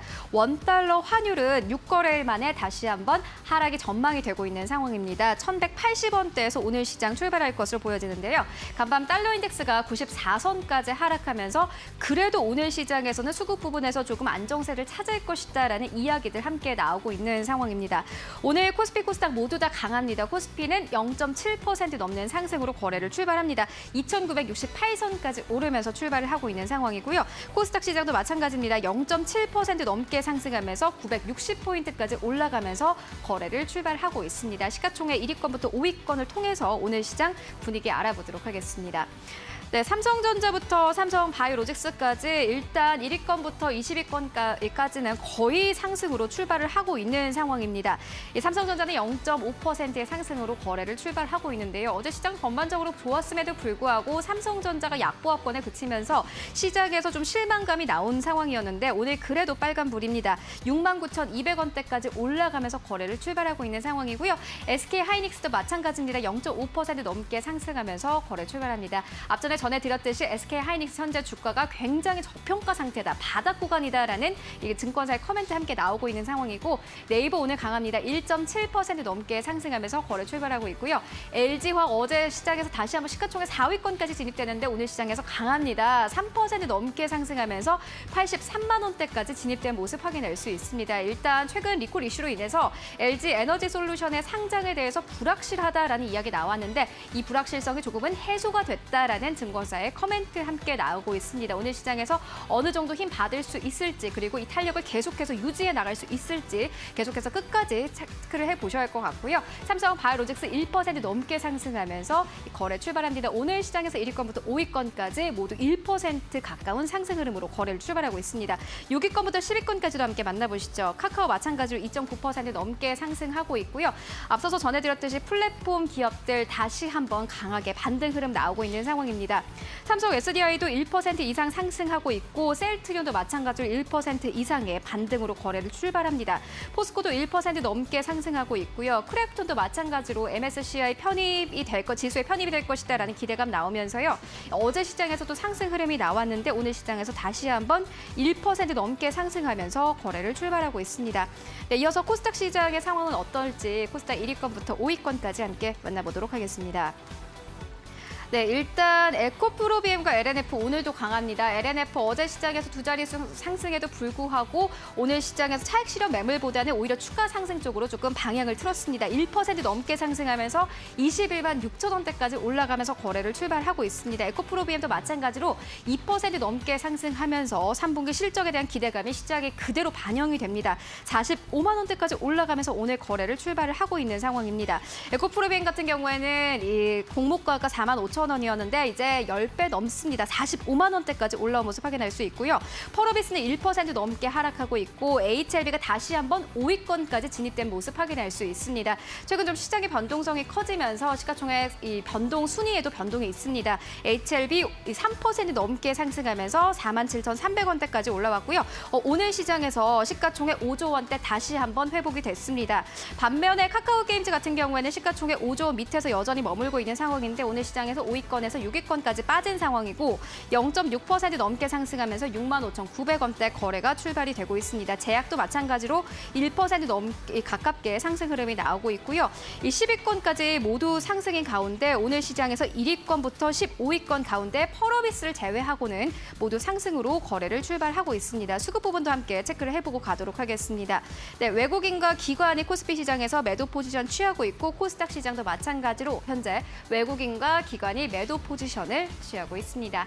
네, 지금까지 개장 상황 짚어봤습니다. 네, 오늘 장 강하게 반등을 하고 있습니다. 코스피 시장은 0.84%가 오르면서 2,969포인트, 그리고 코스닥은 0.83%가 오르면서 961포인트로 출발을 하고 있습니다. 수급 동향 체크해 보도록 하겠습니다. 외국인과 기관이 팔고요. 개인이 사는 양상이 코스피와 코스닥 양시장에서 진행이 되고 있습니다. 개인은 465억 원을 코스피에서 사고 있고 외국인은 398억 원, 기관은 69억 원을 매도하고 있습니다. 코스닥 시장에서는 개인이 703억 원 매수, 그리고 외국인은 604억 원, 기관은 82억 원 매도를 보이고 있습니다. 자, 그러면 오늘 장 출발 상황 두 분 전문가와 함께 자세하게 분석해 보도록 하겠습니다. 한화투자증권 시청지점의 정헌정 차장, 위드금융의 정태근 팀장 나오셨습니다. 어서 오십시오. 네, 안녕하십니까? 자, 먼저 정헌정 차장님, 어제에서 오늘도 좀 강하게 상승 흐름이 나오고 있네요. 오늘 시황부터 좀 분석해 주시죠. 네, 사실 이번 주 초만 하더라도 2,900포인트가 지금 깨지는 모습이 나오지 않을까라고 걱정스러웠었는데 네. 다행스럽게도 이제 수요일부터 오늘까지 이틀 연속 20포인트 이상 상승하는 모습이 나오면서 이제는 다시 한 3,000포인트까지 다시 노려볼 수 있는 그런 자리가 왔다라고 생각됩니다. 다만 오늘도 좀 아쉽지만 외국인들이 계속해서 매도 나오는 모습이 나오고 있기 때문에 최근에 수급 상황 보신다라고 하면 이 코스피 시장에서 외국인들은 계속해서 연속 순매도가 지금 나오고 있거든요. 이 모습은 앞으로 지수가 좀 상승하고 이제 반등하고 상승하는 데는 좀 제한적인 요인이 될 수 있기 때문에 그 부분을 좀 유의하셔야 된다라고 생각을 하고 있고요. 오늘 같은 경우에 다행히 어쨌든 워낙 많이 빠졌기 때문에 좀 반등을 하는, 어제에 이어서 오늘 반등하는 모습 나와서 분위기는 나쁘지 않다라고 생각을 하고 있고, 시가총액 상위 종목들 중에서도 뭐 1위부터 20위까지 봤었을 때 SK이노베이션을 제외하고는 다 거의 다 지금 빨간색이 나오고 있다라고 보시면 될 것 같은데요. 다만 조금 아쉬운 거는 시가총액 1위, 2위 종목인 삼성전자랑 하이닉스가 그렇게 강하지 못하다는 점이 조금 아쉽긴 합니다. 사실 어제 같은 경우에도 삼성전자는 장중에 계속 강한 모습 나왔다가 막판에 좀 빠지면서 종가도 이제 마이너스로 끝났었는데 오늘도 아침에 좀 강한 모습이 나왔었지만 삼성전자 하이닉스가 그렇게 생각보다 더 쭉쭉 나가지 못하는 모습이 나오고 있기 때문에 이렇게 시가총액 상위 1, 2위 종목이 계속해서 나가지 못한다라고 하면 뭐 지수 상승에도 조금 제한적일 수밖에 없다라고 볼 수밖에 없어서 삼성전자의 흐름을 좀 보시면서 지수의 움직임을 좀 점치면 될 것 같다라고 보여지고요. 다행스러운 점은 네이버나 카카오처럼 플랫폼 종목들이 오늘 좀 강하게 나가는 모습 나오고 있기 때문에 이런 종목들 쪽으로 좀 어쨌든 좀 흐름이 좀 좋게 뭐 끌어갈 수 있다라고 보여지고요. 지금 뭐 말씀하는 동안 종목들별로 이제 조금씩 마이너스로 좀 보이는 종목도 있긴 한데 어쨌든 아직까지는 그래도 좀 플러스, 그러니까 빨간색이 나온 종목들이 많고 있고 흐름이 그렇게 나쁘지 않다라고 생각하시면 될 것 같고요. 다만 아까 전에 말씀드렸지만 주의하셔야 될 점은 시장 전체적으로 외국인들이 지금 매도 나오는 모습이 나오는지 지켜봐야 되고, 그다음에 삼성전자나 하이닉스처럼 대형주들이, 그러니까 시가총액 1, 2 종목들도 가지 못한다라고 하면 지수가 전반적으로 약세일 수 있기 때문에 이제 시장이 좀 하락이 끝나고 이제 반등할 것밖에 없다라고 이렇게 믿고서 너무 이렇게 뛰어드시기보다는 좀 보수적으로 접근하시는 게 맞다라고 말씀드리고 싶습니다. 네, 외국인의 수급 동향 면밀하게 체크를 해봐야 한다고 분석을 해주셨고요. 삼성전자와 SK하이닉스가 강하게 치고 나가지 못하면서 지수 상승에 조금 제한적인 움직임을 보이고 있다, 이렇게 말씀을 주셨습니다. 다음은 정태근 팀장님, 코스닥 시황 분석 좀 해주시죠. 네, 일단 뭐 코스닥 같은 경우도 예상을 하시겠지만은 코스피만큼 분위기가 상당히 괜찮게 흘러가고 있는 상황입니다. 전일에 이어서 오늘도 갭 상승 출발을 하게 되면서 0.75%가량 현재 상승 출발을 하고 있는 상황입니다. 일단은 걱정했던 우려감들이 제가 봤을 땐 전반적으로 선반영이 되게 되면서 이제 좀 바닥이 좀 잡히는 것 같습니다. 그렇다고 해서 뭐 V자 반등이 나온다, 그런 부분들은 아니고요. 어쨌든 이제 나빴던 상황들이 이제 나쁘지 않다, 이쪽으로 넘어가게 되면서 추가락이 좀 제한이 되고 있고, 이 추가락이 좀 제한이 되다 보니까 아무래도 코스닥 시장 같은 경우는 전반적으로 투자 심리가 조금 반전이 이루어지고 있는 것 같습니다. 그래서 종목별 등락현황을 보시면 아시겠지만 어제도 마찬가지지만 오늘도 현재 상승 종목수가 1000종목이 이제 넘어가고 있는 상황입니다. 지난주 목요일을 기점으로 해서 한번 시장을 한번 비교를 해보게 되면 지난주 목요일 이전 같은 경우는 코스닥의 하락 종목수가 1000종목이 넘어갔었고, 지난주 수요일 같은 경우는 하락 종목수가 제 기억이 맞다라면 1300종목이 넘어갔었거든요. 그런데 지난주 목요일 기점으로 해서 이 분위기가 바뀌게 되면서 하락 종목수가 아닌 상승 종목수 우위 현상이 나타나게 되면서, 즉 상승 종목수 우위를 보인다라는 것은 매수 심리가 우위를 보이고 있다라는 거죠. 그래서 투자 심리가 이제 반전이 됐다라고 말씀드린 이유가 여기에 근거를 하고 있다라고 보시면 될 것 같습니다. 그래서 지금 코스피와 마찬가지로 코스닥 같은 경우에도 외국인과 기관의 매도가 나오고 있음에도 불구하고 시장의 급반전이 나오는 것들은 어쨌든 악재 대한 부분들이 선반영이 되게 되면서 투자 심리가 반전이 이뤄졌기 때문에 이런 현상이 나타난다고 볼 수 있을 것 같고요. 그리고 서두에 말씀을 드렸듯이 일단 V자 반등보다는 이제 바닥을 잡을 것이라고 말씀드린 이유가 일단 투자 심리는 전반적으로 이제 바뀌긴 했지만 그럼에도 불구하고 이 분위기가 수급까지 이어져야 되는데 만약에 수급이 매수로 전환되지 않게 된다라면은 아무래도 V자 반등은 어렵지 않을까라는 차원에서 일단 말씀드렸다고 보시면 될 것 같습니다. 하지만 전반적으로 시장이 나쁘지 않고 어떤 종목들의 심리는 괜찮은 상황이기 때문에 뭐 예전처럼 현금 확보보다는 그래도 개별 종목들 쪽으로는 접근이 그래도 양호한 시장이 만들어졌다라고 보시면 좋지 않을까라고 생각을 좀 하고 있습니다. 그리고 환율도 전반적으로 이제 강세 쪽으로 턴을 하게 되면서 시장에 대한 부분도 우려감이 조금 희석이 되고 있는 부분들이 나타나고 있고요. 자, 그래서 이런 부분들이 좀 반영이 되게 되면서 전반적으로 일단 코스닥 시가총액 상위 종목들이 현재 상승 출발을 했고요. 업종들 같은 경우도 현재 그 하락하는 업종이 없습니다. 전반적으로 지금 정보기기, 종이목재 정도만 현재 하락으로 전환이 됐고 전반적으로 현재 상승 출발을 하고 있는 상황입니다. 그리고 이 코스피 쪽 같은 경우는 지금 IT, 그러니까 삼성전자, 하이닉스를 대신해서 자동차 섹터가 지금 차량용 반도체 공급이 이제 이루어질 것이라는 얘기가 나오게 되면서 지금 시장의 상승을 좀 이끌고 있는데 그 영향을 좀 받다 보니까 코스닥 쪽 같은 경우도 운송 장비 부품 섹터가 2%가량 상승 흐름이 나오게 되면서 일단 코스닥 시장을 좀 이끌어주고 있는 상황이고요. 그 외에도 출판 매체 복제 그리고 전기전자 이런 섹터들이 현재 강세를 보이고 있는 상황입니다. 연결해서 테마 쪽 한번 살펴보게 된다면은 장 초반에 일단은 비철금속 관련된 뭐 종목들이 전반적으로 강세입니다. 이 인플레이션 이슈가 지난주까지만 하더라도 시장 전반적으로 악재로 작용이 됐지만 지난주 목요일 이후에는 이 종목들적 섹터, 테마 쪽으로는 이제 계속해서 호재로 좀 작용이 되고 있습니다. 그러다 보니까 이군 산업이 6%, 사마 알루미늄이 4.5%, 대창이 4.2%까지 강세를 보여주고 있는데 잘 아시겠지만 석탄이라든지 천연가스 가격, 그러니까 발전용 원자재 가격이 상승이 시장에서 발목 잡았었는데 그 이후에 친환경 산업용 자재까지 현재 가격이 상승을 하고 있습니다. 알루미늄, 구리, 리튬 이런 니켈과 같은 친환경 산업용 금속 가격이 상승을 하고 있는데 그 영향이 좀 반영이 되게 되면서 최근에 고리아연이 상승세가 지속이 되고 있고 최근에 사마 알루미늄 그리고 조일 알루미늄 같은 종목들이 다시 주가가 턴이 되는 모습들이 나타나고 있습니다. 그래서 어찌 보면은 경기 회복에 대한 기대감 그리고 이 그러니까 친환경 삼용 금속에 대한 가격 상승이 어쨌든 비철금속 섹터에서는 호재로 작용을 하게 되면서 관련주들이 장초반 강세를 보이는 부분들이 나타나고 있고요. 그리고 그 원자력 관련된 종목들이 전일에 이어서 오늘도 현재 강세가 좀 지속이 되고 있습니다. 결국 발전용 원자재 가격이 상승을 좀 하게 되면서 이 천연가스 가격이 급등을 하게 되고 이 프랑스 중심으로 해서 다시 한번 원자력에 대한 어떤 이 전환이 될까요? 이런 그 원자력이 다시 한번 재부상이 되게 되면서 어제 강세를 보였었는데 그 흐름이 오른쪽까지 이어지게 되면서 일단 원자력 관련 종목들이 전반적으로 강세를 보여주고 있습니다. 전일 상한가를 보였었던 에너토크가 지금 장 초반에 13%가량 강세고요. 보성파워텍이 5.6%, 서전기전이 4.2%, 이엔코리가 3%.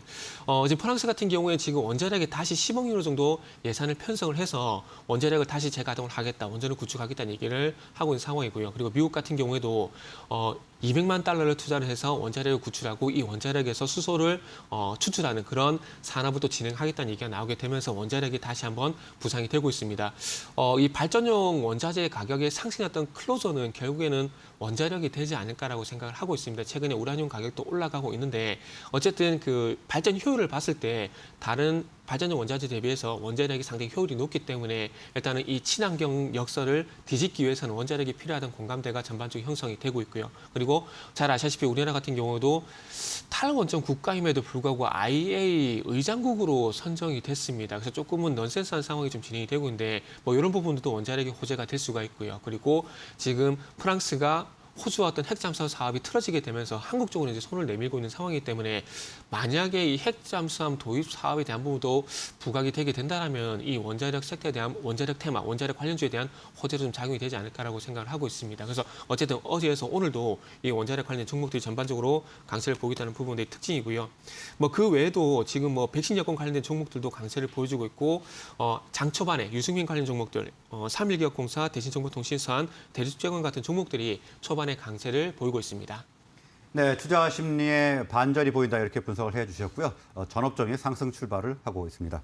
정원정 차장님, 자, 코스피 시장 지금 특징적인 상황이 있으면 좀 짚어주시죠. 네, 뭐 일단 오늘 같은 경우 좀 보면 제가 최근에 조금 이 코스피 쪽에서 좀 눈여겨보고 있는 게 자동차 업종을 좀 보고 있거든요. 네. 물론 이제 오늘 같은 경우 현대차는 뭐 강하게 나가지 못하긴 하지만 어쨌든 기아차나 나머지 자동차 종목들 같은 경우에는 조금 움직이는 모습 나오고 있습니다. 사실 올해 연초 이후로 자동차 업종들이 상당히 좀 부진했던 모습이 있었습니다. 주가가 상당히 부진했었는데 아무래도 이제 발목을 잡았던 이 차량용 반도체 부족, 공급 부족 때문에 상당히 주가가 상당히 약했었는데 이게 어느 정도 이 공급난이 좀 어느 정도 해소가 될 거다라는 좀 기대감이 나오고 있다라고 지금 보여집니다.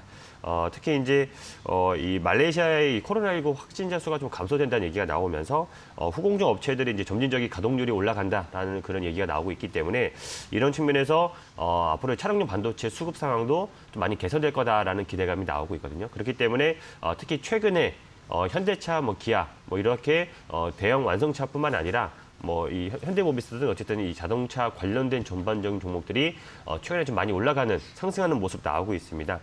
특히 이제 현대차나 기아 같은 경우에는 올해 그러니까 이번 달 들어서 수급 상황도 많이 개선되면서 기관들이나 외국인들이 좀 순매수해주는 그런 모습도 많이 나오고 있거든요. 네. 현대차 같은 경우도 보면 외국인들이 이제 그 10월 7일 하루 빼고 계속해서 10월 들어서 순매수해주는 모습 나오고 있고 기관들 같은 경우에도 계속해서 순매수하는 모습 나오고 있고 이 기아도 마찬가지로 최근에 어쨌든 외국인들이 연속해서 순매수해주는 모습 나오고 있기 때문에 이렇게 순매수해주는 그런 모습 나오면서 최근에 이 지수가 좀 약했었지만 그런 반면에 현대차나 기아, 어쨌든 자동차 관련된 종목들은 상당히 강한 흐름이 나왔다라고 보시면 될 것 같습니다. 아무래도 수급 상황이 개선되고 이 실적도 이제 조금 반등할 수 있다라고 보여집니다. 물론 이번 3분기까지는 실적이 좀 좋지 못할 수밖에 없긴 하겠지만 4분기부터는 실적도 좀 반등을 한다라고 그런 기대감에 외국인들과 기관이 순매수가 좀 들어오고 있다라고 보시면 될 것 같고요. 올해 연초 이후 주가가 좀 약했다고 말씀드렸는데 아무래도 이 차량용 반도체 부족이나 여러 가지 이제 자동차의 수요에 대한 좀 불안감에 대한 악재가 이미 주가에는 반영이 됐다라고 저는 생각을 하고 있고 악재가 이미 많이 반영이 돼서 주가가 좀 약세인 만큼 이제부터는 호재가 나오면 좀 민감하게 반응해서 위쪽으로 좀 올라갈 수 있지 않을까 좀 생각을 하고 있기 때문에 지금이라도 자동차 관련된 종목들은 좀 매수를 포트에 담아두시는 것도 나쁘지 않은 전략이다라고 말씀드릴 수 있을 것 같습니다. 예, 올해 내내 불렸던 이 자동차주가 최근에 이제 상승 흐름을 타는 것으로 보이는데요. 매수의 염두 등 포트폴리오 구성도 생각해 볼 만하다 이렇게 분석을 해주셨습니다.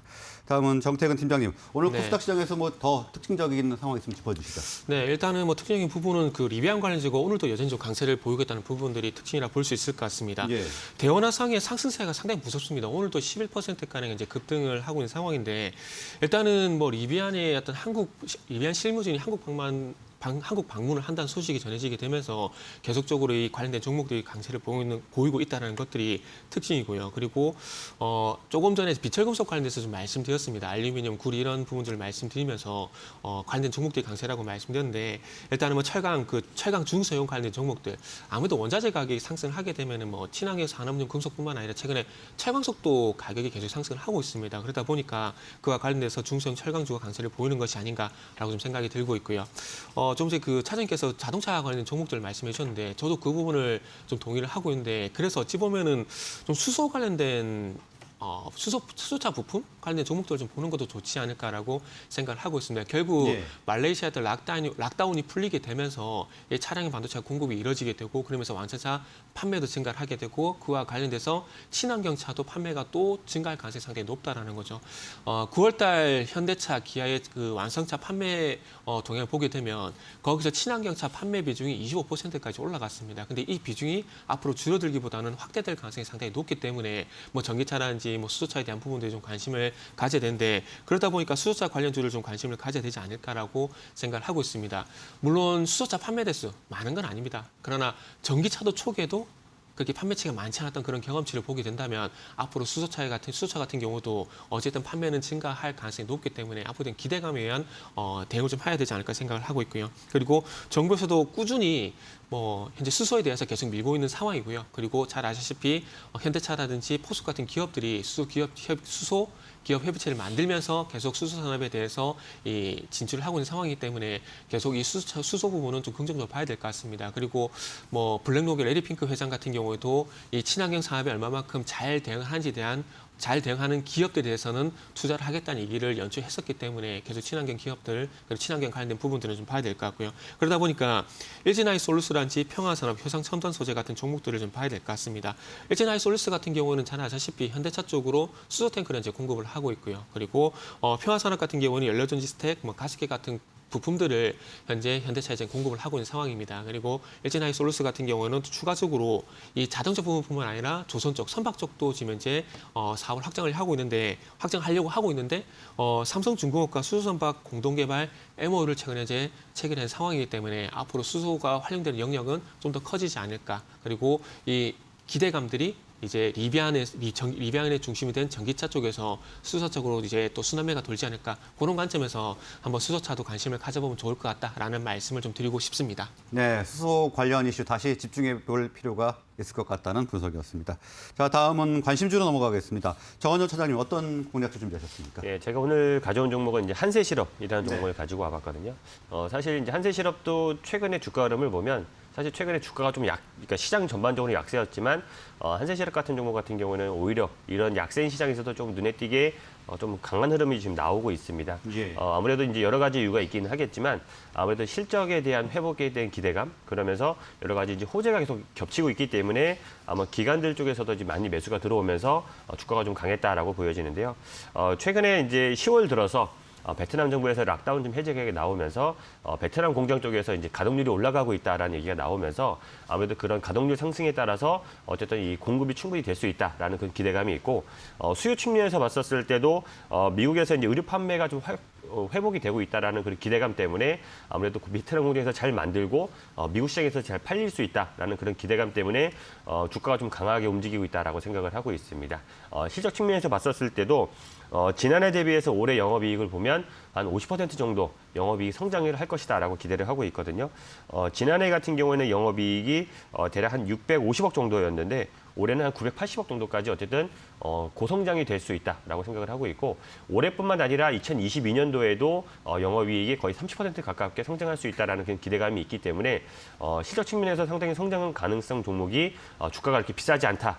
라는 측면에서 접근하신다라고 하면 현재 가격이 그렇게 비싸지 않다라고 저는 생각을 하고 있고요. 그런 측면에서 8월 중순부터 이 수급상도 많이 좋아졌습니다. 물론 이제 아직까지도 외국인들은 계속해서 지금 매도가 나오고 있긴 하지만 외국인들과 달리 기관 쪽은 8월 중순, 정확히 말하면 8월 17일부터 계속해서 순매수 기조가 좀 유지되고 있습니다. 8월 17일부터 누적대로 기관 쪽에서 순매수한 수량만 봐더라도 한 280만 주, 금액으로 따져도 거의 650억 정도를 순매수를 계속 해주고 있기 때문에 기관들이 계속 이 매수를 해주고 있는데 주가도 이렇게 많이 올라가지 않았습니다. 한 저점이 8월달 저점이 한 2만 원 정도였는데 현재 주가가 2만 5천 원이어서 이 저점 대비해서 한 20% 정도밖에 올라가지 못한 주가가 저는 상당히 매력적이다라고 생각을 해서 한세실업 오늘 가지고 와봤고요. 가격 전략까지 말씀드린다라고 하면 2만 4천 원 정도에 충분히 매수해볼 만하다라고 생각을 하고 있고, 목표가는 이 전고점보다 조금 높은 가격인 3만 원까지 충분히 가능하다라고 생각을 하고 있고, 손절가 라인은 2만 원으로 잡아봤습니다. 예, 실적과 호재가 겹치고 있는 한세실업 분석을 해주셨습니다. 목표가는 3만 원, 손절가 2만 원 제시해 주셨습니다. 다음은 정태근 팀장님, 네. 관심 좀 부탁드립니다. 네, 저는 두산중공업을 준비를 했습니다. 조금 전에 그 원자력 관련 테마에 대해서 그러니까 업종 얘기하게 되면서 원자력에 대한 얘기를 좀 드렸었는데, 일단 어쨌든 글로벌 에너지 대란이라는 해법으로서 원자력이 어쨌든 유럽에서 부상을 하고 있는 상황이고, 이 원자력에 대한 투자를 앞으로 또 프랑스 같은 경우 10억 유로 정도 투자를 한다는 말씀을 좀 드렸습니다. 그리고 이 프랑스를 중심한 그 유럽 국가들이 지금 EU 집행위원회에 지금 사안을 계속 보내고 있는 상황입니다. 미래 대체 에너지로서 원자력도 추가해달라는 그런 요청을 계속해서 하고 있는 상황입니다. 아무래도 이 탄소 중립을 완성하기 위해서는 원자력에 대한 필요성을 계속해서 유럽에서 어필을 하고 있는 상황이고요. 그리고 이 유럽뿐만 아니라 미국 같은 경우에도 지금 소형 SMR 사업을 계속해서 진행을 하고 있는 상황이기 때문에, 그리고 앞으로 이제 체코 원전 수주, 중국이 가장 유력하다는 얘기가 나왔었는데 중요한 건 이제 그 글로벌 전반적으로 중국을 좀 적대시하는 흐름이 좀 전개가 되고 있습니다. 그러다 보니까 이 체코 원전이 중국이 아니라 우리나라 쪽으로 수주가 될 가능성이 상당히 높다라는 얘기도 조금씩 나오고 있는 상황이고요. 그래서 이 만약에 체코 원전을 또 수주를 받게 된다라면은 뭐 직접적인 수혜는 뭐 한전기술, 두산중공업, 뭐 현대건설, 삼성물산 이런 기업들이 될 가능성이 상당히 높고요. 그리고 아까 전에도 말씀했지만은 아이러니컬하게도 국제에너지기구 의장국이 국제원자력기구 의장국이 또 한국입니다. 그래서 이런 흐름들을 봤을 때 원자력은 또 한번 수남에 의해서 한번 또 관심을 가져야 되지 않을까라는 생각에 오늘은 두산중공업을 좀 준비를 해봤습니다. 그래서 뭐 두산중공업 같은 경우는 또 미국의 뉴스케일 파워와 소형 모듈 원전 사업을 현재 협력을 또 진행하고 있는 상황이기 때문에 미국의 사업이 좀 부각이 되게 된다라면은 이 미국에 제한되는 것이 아니라 글로벌 전반적으로 이 원자력 사업이 확대가 될 가능성이 있기 때문에 일단 관심을 좀 가져야 될 거라 생각하고 있습니다. 마지막으로 가격 전략을 좀 말씀을 드리면 매수가 같은 경우는 21,000원에서 21,700원 말씀 좀 드려보고 싶고요. 그리고 목표가 같은 경우에는 25,000원, 손절가는 2만 원 제시하도록 하겠습니다. 네, 오늘 관심주로 두산중공업 분석을 해주셨는데요. 에너지 대란으로 원자력이 부각되면서 수혜가 예상됐다고 그 배경 설명해 주셨습니다. 목표가는 25,000원, 손절가 2만 원 제시해 주셨습니다. 오늘 말씀은 여기까지 듣겠습니다. 네, 감사합니다. 고맙습니다.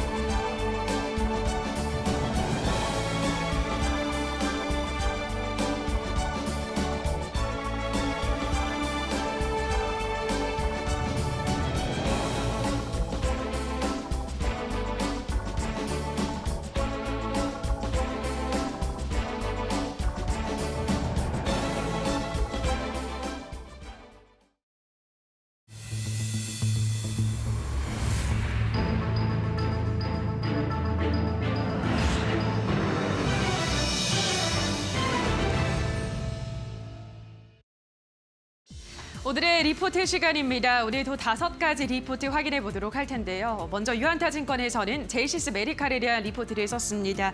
통상 수출 비중이 높은 의료기기 업체들은 하반기가 계절적인 성수기인 만큼 4분기 실적이 기대되고요. 최근 미용산업 트렌드가 통증은 최소화하면서도 효과는 극대화할 수 있는 기기를 선호하고 있는 만큼 이 회사 기기에 대한 수요는 지속적으로 늘어날 것이라고 전망했습니다. 자, 이어서 KTB투자증권에서는 FNF를 분석했습니다. 예상보다 출점이 빠르게 진행되면서 연간 목표치였던 350개를 이번 분기 중에 이미 달성했고요. 동절기에는 고단가 제품 믹스도 기여하면서 하반기 실적 모멘텀이 극대화될 것이라고 전망했습니다. 자, 이어서 NH투자증권에서는 포스코에 대해서 분석했습니다. 중국의 철강 감산이 내년 1분기까지도 이어질 것으로 예상되고요. 석탄 가격 강세도 이어질 전망입니다. 이러한 공급측 요인을 배경으로 포스코의 높아진 이익 규모는 4분기까지도 유지될 것이라고 예상했습니다. 자, 이어서 이베스트투자증권에서는 KT에 대해서 다뤘습니다.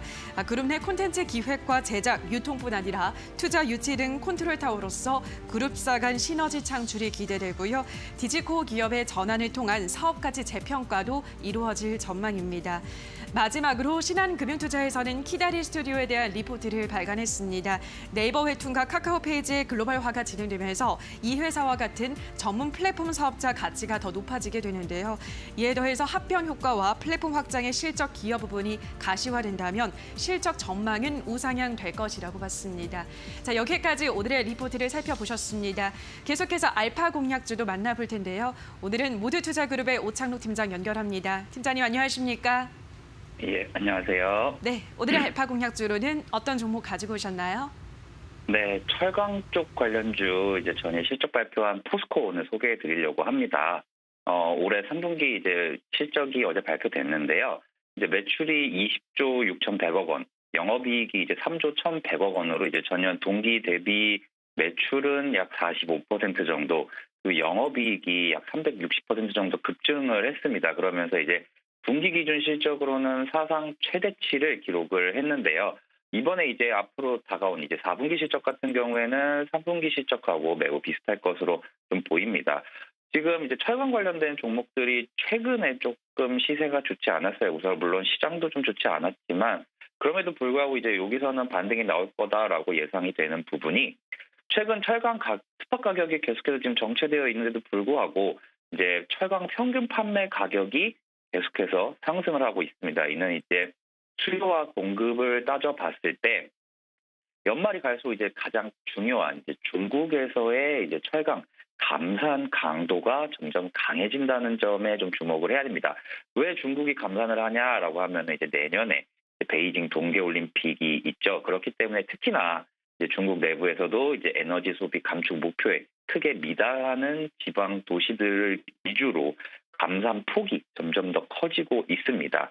이 부분은 되게 긍정적인데 최근에 이제 시장을 많이 흔들었던 이제 중국의 헝다 관련 리스크가 있었었죠. 그래서 이제 헝다 관련 리스크를 봤을 때는 이제 건설용 제품 중심에 이제 중국 철강 수요가 둔화가 되고 있는 부분은 맞지만 이를 충분히 상회할 수 있는 공급이 축소되는 부분을 살펴봤을 때 결과적으로는 철강 쪽으로는 긍정적인 결과가 나오지 않을까 생각하긴 합니다. 그리고 마지막으로 이제 전력난으로 인해서 이제 중국 철강 수급도 계속해서 지금 더 타이트해지고 있다는 점도 좋게 어떻게 보면 작용이 될 것으로 보고요. 그래서 이제 종합을 해보면은 이제 포스코의 수익성 개선 요인들이 되게 많다 이렇게 생각을 합니다. 자, 그러면 차트 보면서 좀 설명드리도록 하겠습니다. 포스코 차트인데요. 포스코가 최근에 좀 많이 빠지긴 했습니다. 그래서 이제 31만 원 선까지 내려왔다가 이제 전일부터 이제 좀 반등하는 모습을 좀 보여주고 있는데요. 아래쪽으로는 요 정도고 아래쪽으로는 31만 원 그리고 위로는 38만 원 정도까지는 어떻게 보면 이번에 도달하지 않을까 이렇게 생각이 듭니다. 그래서 보통 대형주 같은 경우에는 좀 길게 보시고 목표가를 좀 많이 높여드리긴 하는데 이번에는 딱 이 박스권 사이에서 좀 매매를 한다라고 생각을 해주시면 되겠습니다. 그래서 매수가는 현재가 그리고 목표가는 38만 원 그리고 손절가는 30만 원 제시해 드리면서 오늘 마무리하도록 하겠습니다. 네, 오늘의 알파 공략주로는 포스코 소개해 주셨습니다. 오늘은 오창록 팀장과 함께했습니다. 팀장님 고맙습니다. 네, 감사합니다.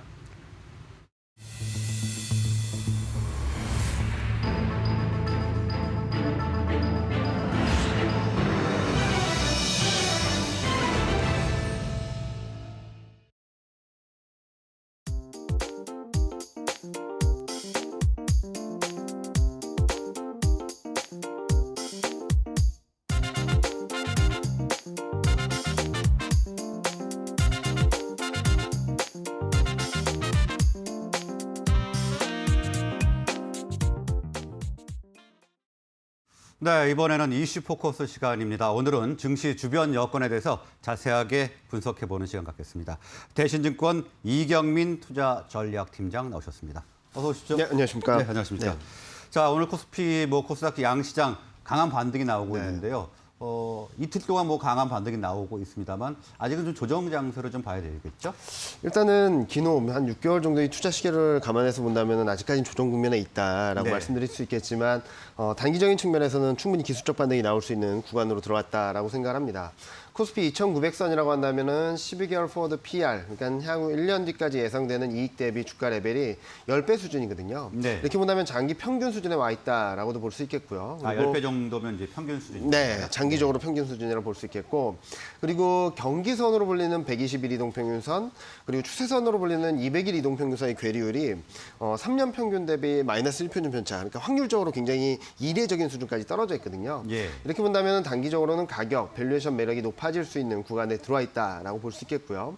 그리고 어제 미국 증시 반등, 그 과정에서 기술주들의 반등, 원달러 환율 하락 반전, 금리 하락 이런 면수들이 좀 기술적 반등이 좀 힘을 실어주는 구간이다라고 생각하고 있습니다.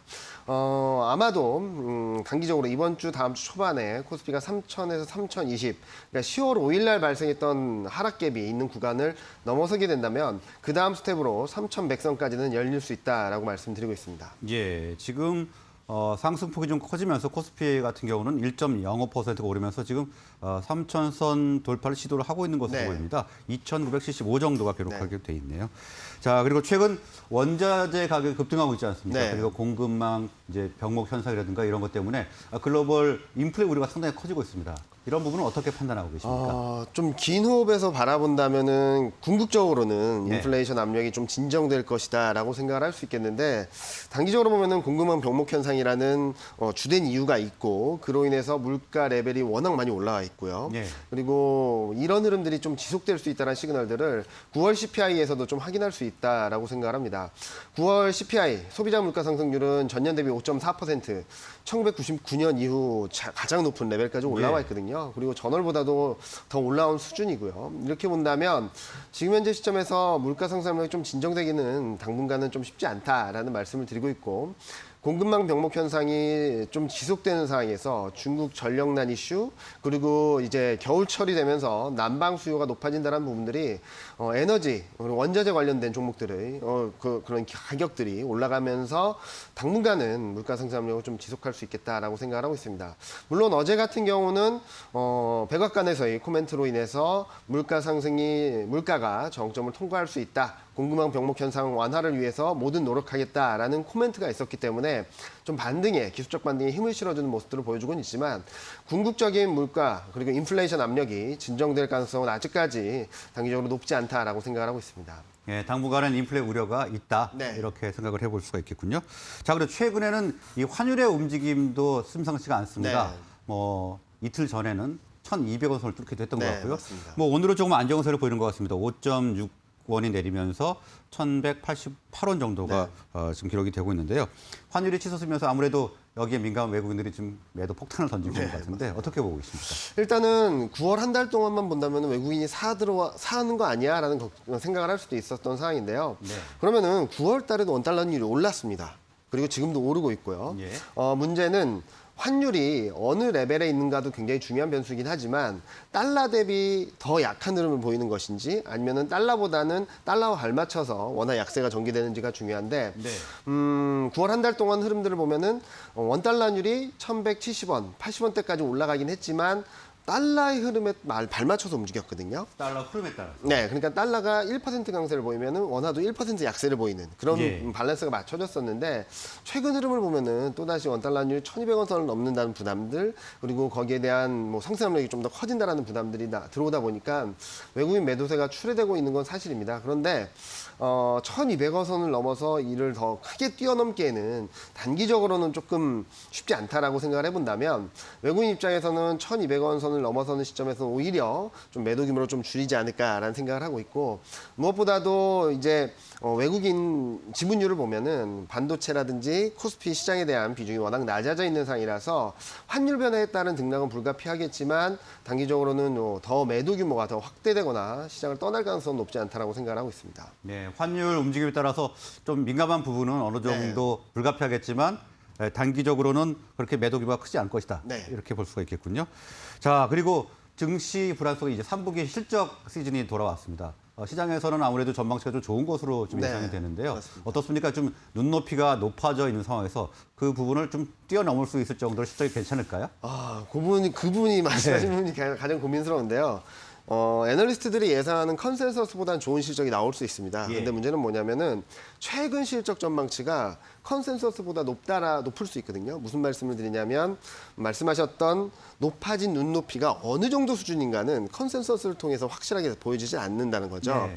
그래서 삼성전자 같은 경우도 실적 전망 컨센서스보다는 좋은 모습을 보였지만 최근 들어서 높아진 눈높이를 충족시켜주지 못했던 흐름들을 보였듯이 예상보다는 시장 전망보다는 양호할 수 있어도 투자자분들의 높아진 눈높이를 뛰어넘을 수 있을지에 대해서는 좀 고민스럽다라고 말씀을 드릴 수 있을 것 같고요. 예. 어제 같은 경우도 미국 증시에서도 뭐 JP모간이나 항공주들이 실적을 발표했는데 실적 발표 이후에 시장이 좀 많이 안 좋았어요. 그러니까 컨센서스보다는 좋았는데 투자자들의 눈높이보다는 좀 못 미쳤다라는 얘기가 될 수 있거든요. 네. 이렇게 된다면 3, 4분기 실적 시즌에 의해서 좀 단기 가격 메리트가 있고 그리고 밸류에이션 매력이 있는 종목들 시장은 좀 반등이 나올 수 있겠지만 많이 올라간 기대감을 선반영하면서 많이 올라간 종목들은 오히려 차익 실현 빌미가 될 수 있다라고 보고 있고요.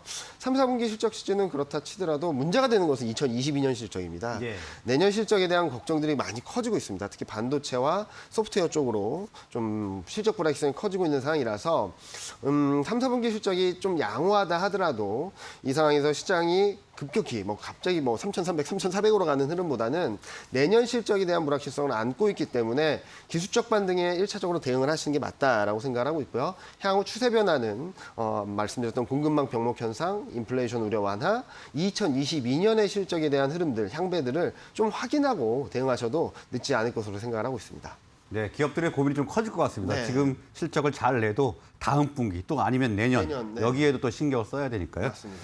자, 제가 오프닝 때 삼성전자의 이 시련의 계절이 왔다 이렇게 말씀을 잠깐 드렸었습니다. 3분기 실적이 70조 매출 시대를 열었음에도 불구하고 지금 주가는 6만 원대로 떨어졌지 않습니까? 지금 반도체 픽아웃 얘기도 나오고 있던데 어떻게 보십니까? 반도체 픽아웃을 좀 거기에 대한 논란들은 섹터 애널리스트 분들이 말씀하실 텐데 지금 문제가 되는 것은 반도체 사이클에 대한 걱정들 말씀하셨듯이 픽아웃 되는 거 아니냐라는 걱정들이 많으신 것 같습니다.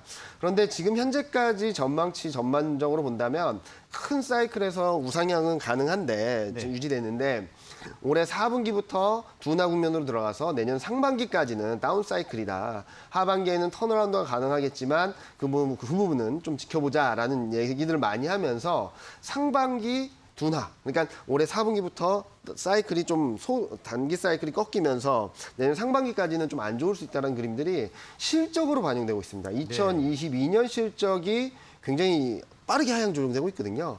그래서 최근 주가 레벨이 떨어진 것도 2022년 실적 전망치가 떨어지면서 2018년, 그러니까 사상 최대, 연간 기준으로 사상 최대를 기록했던 2018년 실적보다 더 낮은 수준이 됐거든요. 그러니까 그동안에는 2022년에는 2018년 실적을 뛰어넘을 거야라는 예상을 하고 기대를 해서 시장이 올라왔었고 그리고 잘 버티는 모습들을 보여줬지만 최근 이 실적에 대한 눈높이가 낮아지면서 주가 레벨이 좀 떨어지고 있습니다. 따라서 지금 당장 반도체 업종들이 기술적 반등은 가능하다라고 말씀을 드리고 있고 3, 4분기 실적 컨퍼런스 콜을 통해서 반등 시도를 좀 더 이어갈 수 있다고 보고 있는데 궁극적인 추세 반전이라든지 바닥을 통과하는 시점은 아마도 올해 4, 4분기 실적 그리고 내년 1, 4분기 실적을 확인하면서가 되지 않을까라는 생각을 합니다. 결국에는 반도체 사이클의 그림들이 지금은 아직까지 굉장히 불투명하거든요. 내년에 얼마 정도 더 떨어질까, 그리고 턴어라운드가 가능할 것인가에 대한 궁금증들, 그리고 의문부호들이 많은데 올해 4, 4분기 이 실적을 통해서 그리고 실적 컨퍼런스 콜을 통해서 내년에 대한 가이던스를 좀 확인할 수 있을 거고요. 내년 1, 4분기 실적을 확인하게 된다면 상반기 둔화 폭이라든지 둔화 강도를 확인할 수 있기 때문에 그다음부터는 그다음 사이클을 그려갈 수 있기 때문에 저는 단기적으로 기술적 반등은 가능하지만 진바닥을 확인하는 과정까지는 좀 시간이 필요하다라는 생각을 하고 있습니다. 예, 일단 반도체는 큰 사이클로는 우상향으로 볼 수가 있겠지만 단기적으로 그러니까 내년 상반기 정도까지는 조금 하락은 예상을 해야 될 것 같다. 이렇게 말씀을 해주셨고요. 자, 그리고 최근 투자자분들께서 상당히 헷갈려하고 계신다고 합니다. 단기 매수에 나서야 될지 아니면 조금 더 지수를 봐야 될지 어떻게 해야 될까요? 어렵습니다. 어려운 말씀을 해주셨는데 코스피 2900선에서는 저는 단기 관점에서 트레이딩은 가능하다고 생각합니다. 특히 많이 빠진 종목들, 업종들을 가지고 좀 반등 시도에 좀 트레이딩을 할 수 있다고 생각하는데요. 최근 급반등을 하는 업종이 하나 있었죠. 자동차였습니다. 그리고 최근 단기적으로 어제부터 금리가 좀 꺾이는 모습을 보여주고 있어서 인터넷, 가격 메리트가 있고요. 그다음에 반도체 업종들, 그동안 좀 지지부진하고 약했던 종목들을 좀 쳐보다 보신다면 반등 시도에 좀 힘이 실릴 수 있다고 생각을 하고 있는데요. 다만 목표 수익률이라든지 투자 시기를 좀 짧게 가져가시는 게 맞지 않을까라는 생각을 합니다. 향후 주목해야 될 업종으로는 내수 소비주, 그러니까 위드 코로나라든지 정책 전환 기대감, 그리고 방역 조치가 좀 완화된다는 부분들, 연말 소비 시즌 이런 변수들, 거기다가 작년 하반기, 올해 상반기까지는 소비가 되게 부진했기 때문에 이런 기저효과까지 들어오고 있어서 내수 소비주들 좀 관심을 가져보시면 좋을 것 같습니다. 그런데 이게 추세 반전이냐라고 한다면 저는 뭐 적극적으로 사자라고 말씀드릴 수 있겠지만 앞서 서두에 말씀드렸듯이 공급망 병목 현상, 인플레이션 압력, 그리고 내년 실적에 대한 걱정들이 아직 남아있기 때문에 일단은 3,100선까지 반등 시도를 가능성을 열어놓고 트레이딩 관점에 접근을 하시고 지금까지 시장을 누르고 있는 변수들이 진정되는지 완화되는지 여부를 확인하고 그 다음 스텝을 가져가셔도 크게 무리가 없다라고 생각을 하고 있습니다. 아직까지는 안심하기보다는 경계심을 갖고 단기 트레이딩에 집중할 때다라고 말씀드리고 있습니다. 예, 일단 소비주에 관심을 가져볼 만하다 이렇게 분석을 해주셨는데 악재들이 완전히 해소된 것이 아니기 때문에 단기 트레이딩 관점에서 접근하는 것이 유효할 것이다 이렇게 정리를 해보겠습니다. 오늘 말씀 여기까지 듣겠습니다. 네, 감사합니다. 고맙습니다.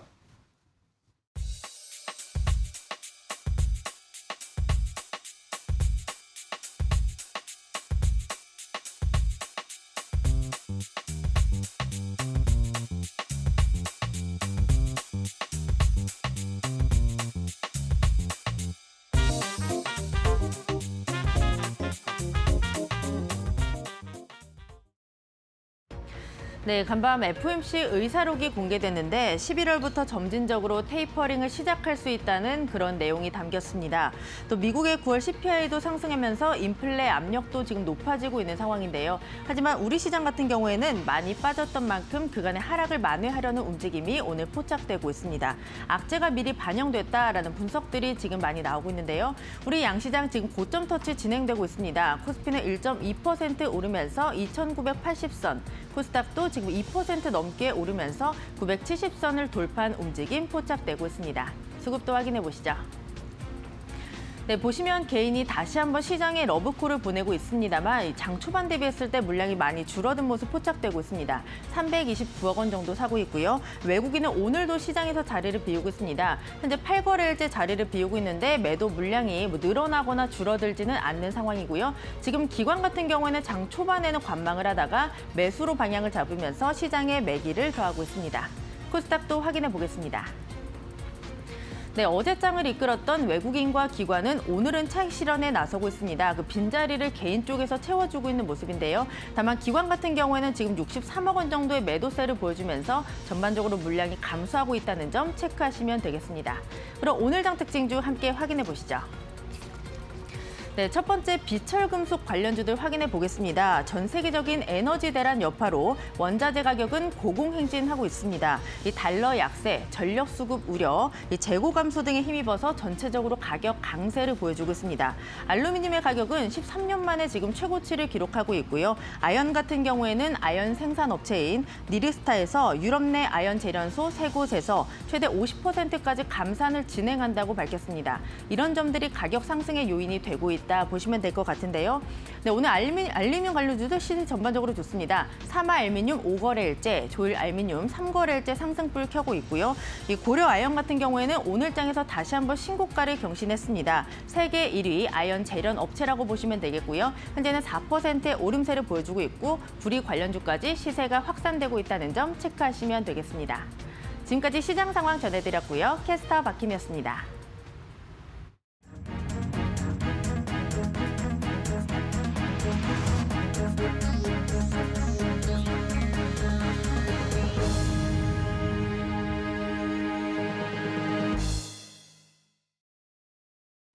시청자 여러분 안녕하십니까? 이데일리 TV 뉴스 전해드립니다.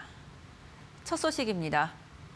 국내 반도체 기업들이 주력하는 메모리 반도체 D램의 가격이 내년에 평균 15에서 20%가량 하락할 것이라는 전망이 나왔습니다. 13일 업계에 따르면 대만의 반도체 전문 시장조사기관 트렌드포스는 최근 보고서를 통해 올해 초 시작된 D램 가격 상승세가 4분기 하락세로 전환하고 내년엔 본격적인 하강 국면에 진입할 것으로 예상했습니다.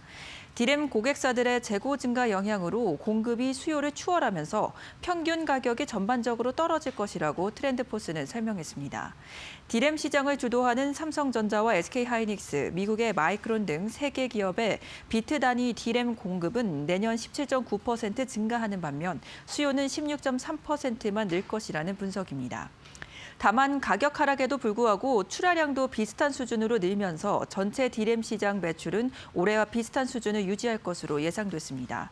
트렌드포스에 따르면 올해 2분기 매출 기준 전 세계 디램 시장 점유율은 삼성전자가 43.6%로 1위, SK하이닉스가 27.9%로 2위를 차지했습니다. 미국 마이크론은 22.6%로 3위를 차지했습니다.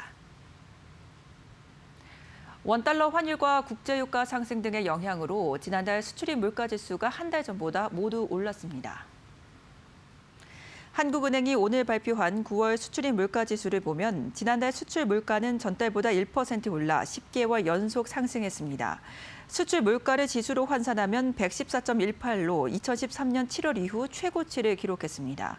수출 물가가 올라간 데는 국제유가와 석탄 및 석유 제품, 화학 제품 등의 가격 상승이 영향을 미쳤다는 분석입니다. 수입 물가지수도 124.58로 2014년 2월 이후 최고를 기록했습니다. 전달보다는 2.4% 오르며 5개월 연속 상승세를 기록했습니다. 1년 전과 비교하면 26.8% 상승하며 전월 동월 대비 기준으로 2008년 11월 이후 최고를 기록했습니다. 지난달 외국인들이 국내 시장에서 2조 5천억 원 넘게 사들인 것으로 나타났습니다. 금융감독원이 오늘 공개한 9월 외국인 증권 투자 동향을 보면 지난달 외국인은 국내 상장 주식에 2조 5,050억 원을 순투자했습니다. 지난 5월 이후 4개월 연속 순유출을 이어오다 5개월 만에 순매수로 전환했습니다. 외국인들은 유가증권 시장에서 2조 6,370억 원을 순매수했지만 코스닥 시장에선 1,320억 원을 순매도했습니다. 지난달 말 기준 외국인이 보유한 상장 주식 잔액은 한 달 전보다 28조 7천억 원 줄어든 769조 2천억 원으로 전체 시가총액의 28.1%를 차지했습니다. 지난해 기준 한국의 선봉량 세계 점유율이 여전히 2016년 수준을 회복하지 못하는 것으로 나타났습니다. 오늘 전국경제인연합회가 발표한 해운산업 국제비교와 시사점 자료에 따르면 지난해 1월 기준 한국의 지배선대 선봉량은 8,058만 3천 DWT, 점유율은 3.9%로 세계 7위를 기록했습니다. 그리스가 선봉량 순위 1위를 차지했고 이어 일본과 중국, 싱가포르와 홍콩, 독일 등의 순위였습니다. 한국은 2016년 한진해운 파산 여파로 점유율이 하락한 이후 계속해서 점유율이 낮아지고 있습니다. 전경련은 한국 선사들이 인수합병을 통한 규모의 경제를 실현하지 못하면서 선봉량과 노선 점유율을 회복하지 못한 것으로 분석했습니다. 또한 규모의 경제가 가능한 중국으로 글로벌 선사들이 몰리면서 한국 선대 편성이 축소되는 한국 패싱 현상이 심화돼 한국 선사들은 점유율을 높이는 데 어려움을 겪고 있는 것으로 파악됩니다.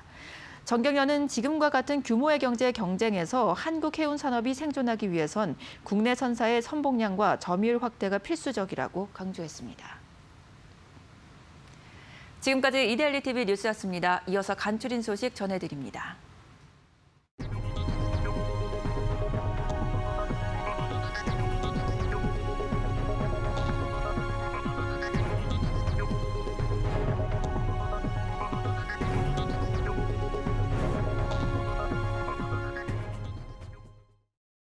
네, 저희가 준비한 소식은 여기까지입니다. 오늘도 성공 투자하는 하루 되시고요. 저희는 내일 더 나아진 모습으로 찾아뵙겠습니다. 여러분 고맙습니다.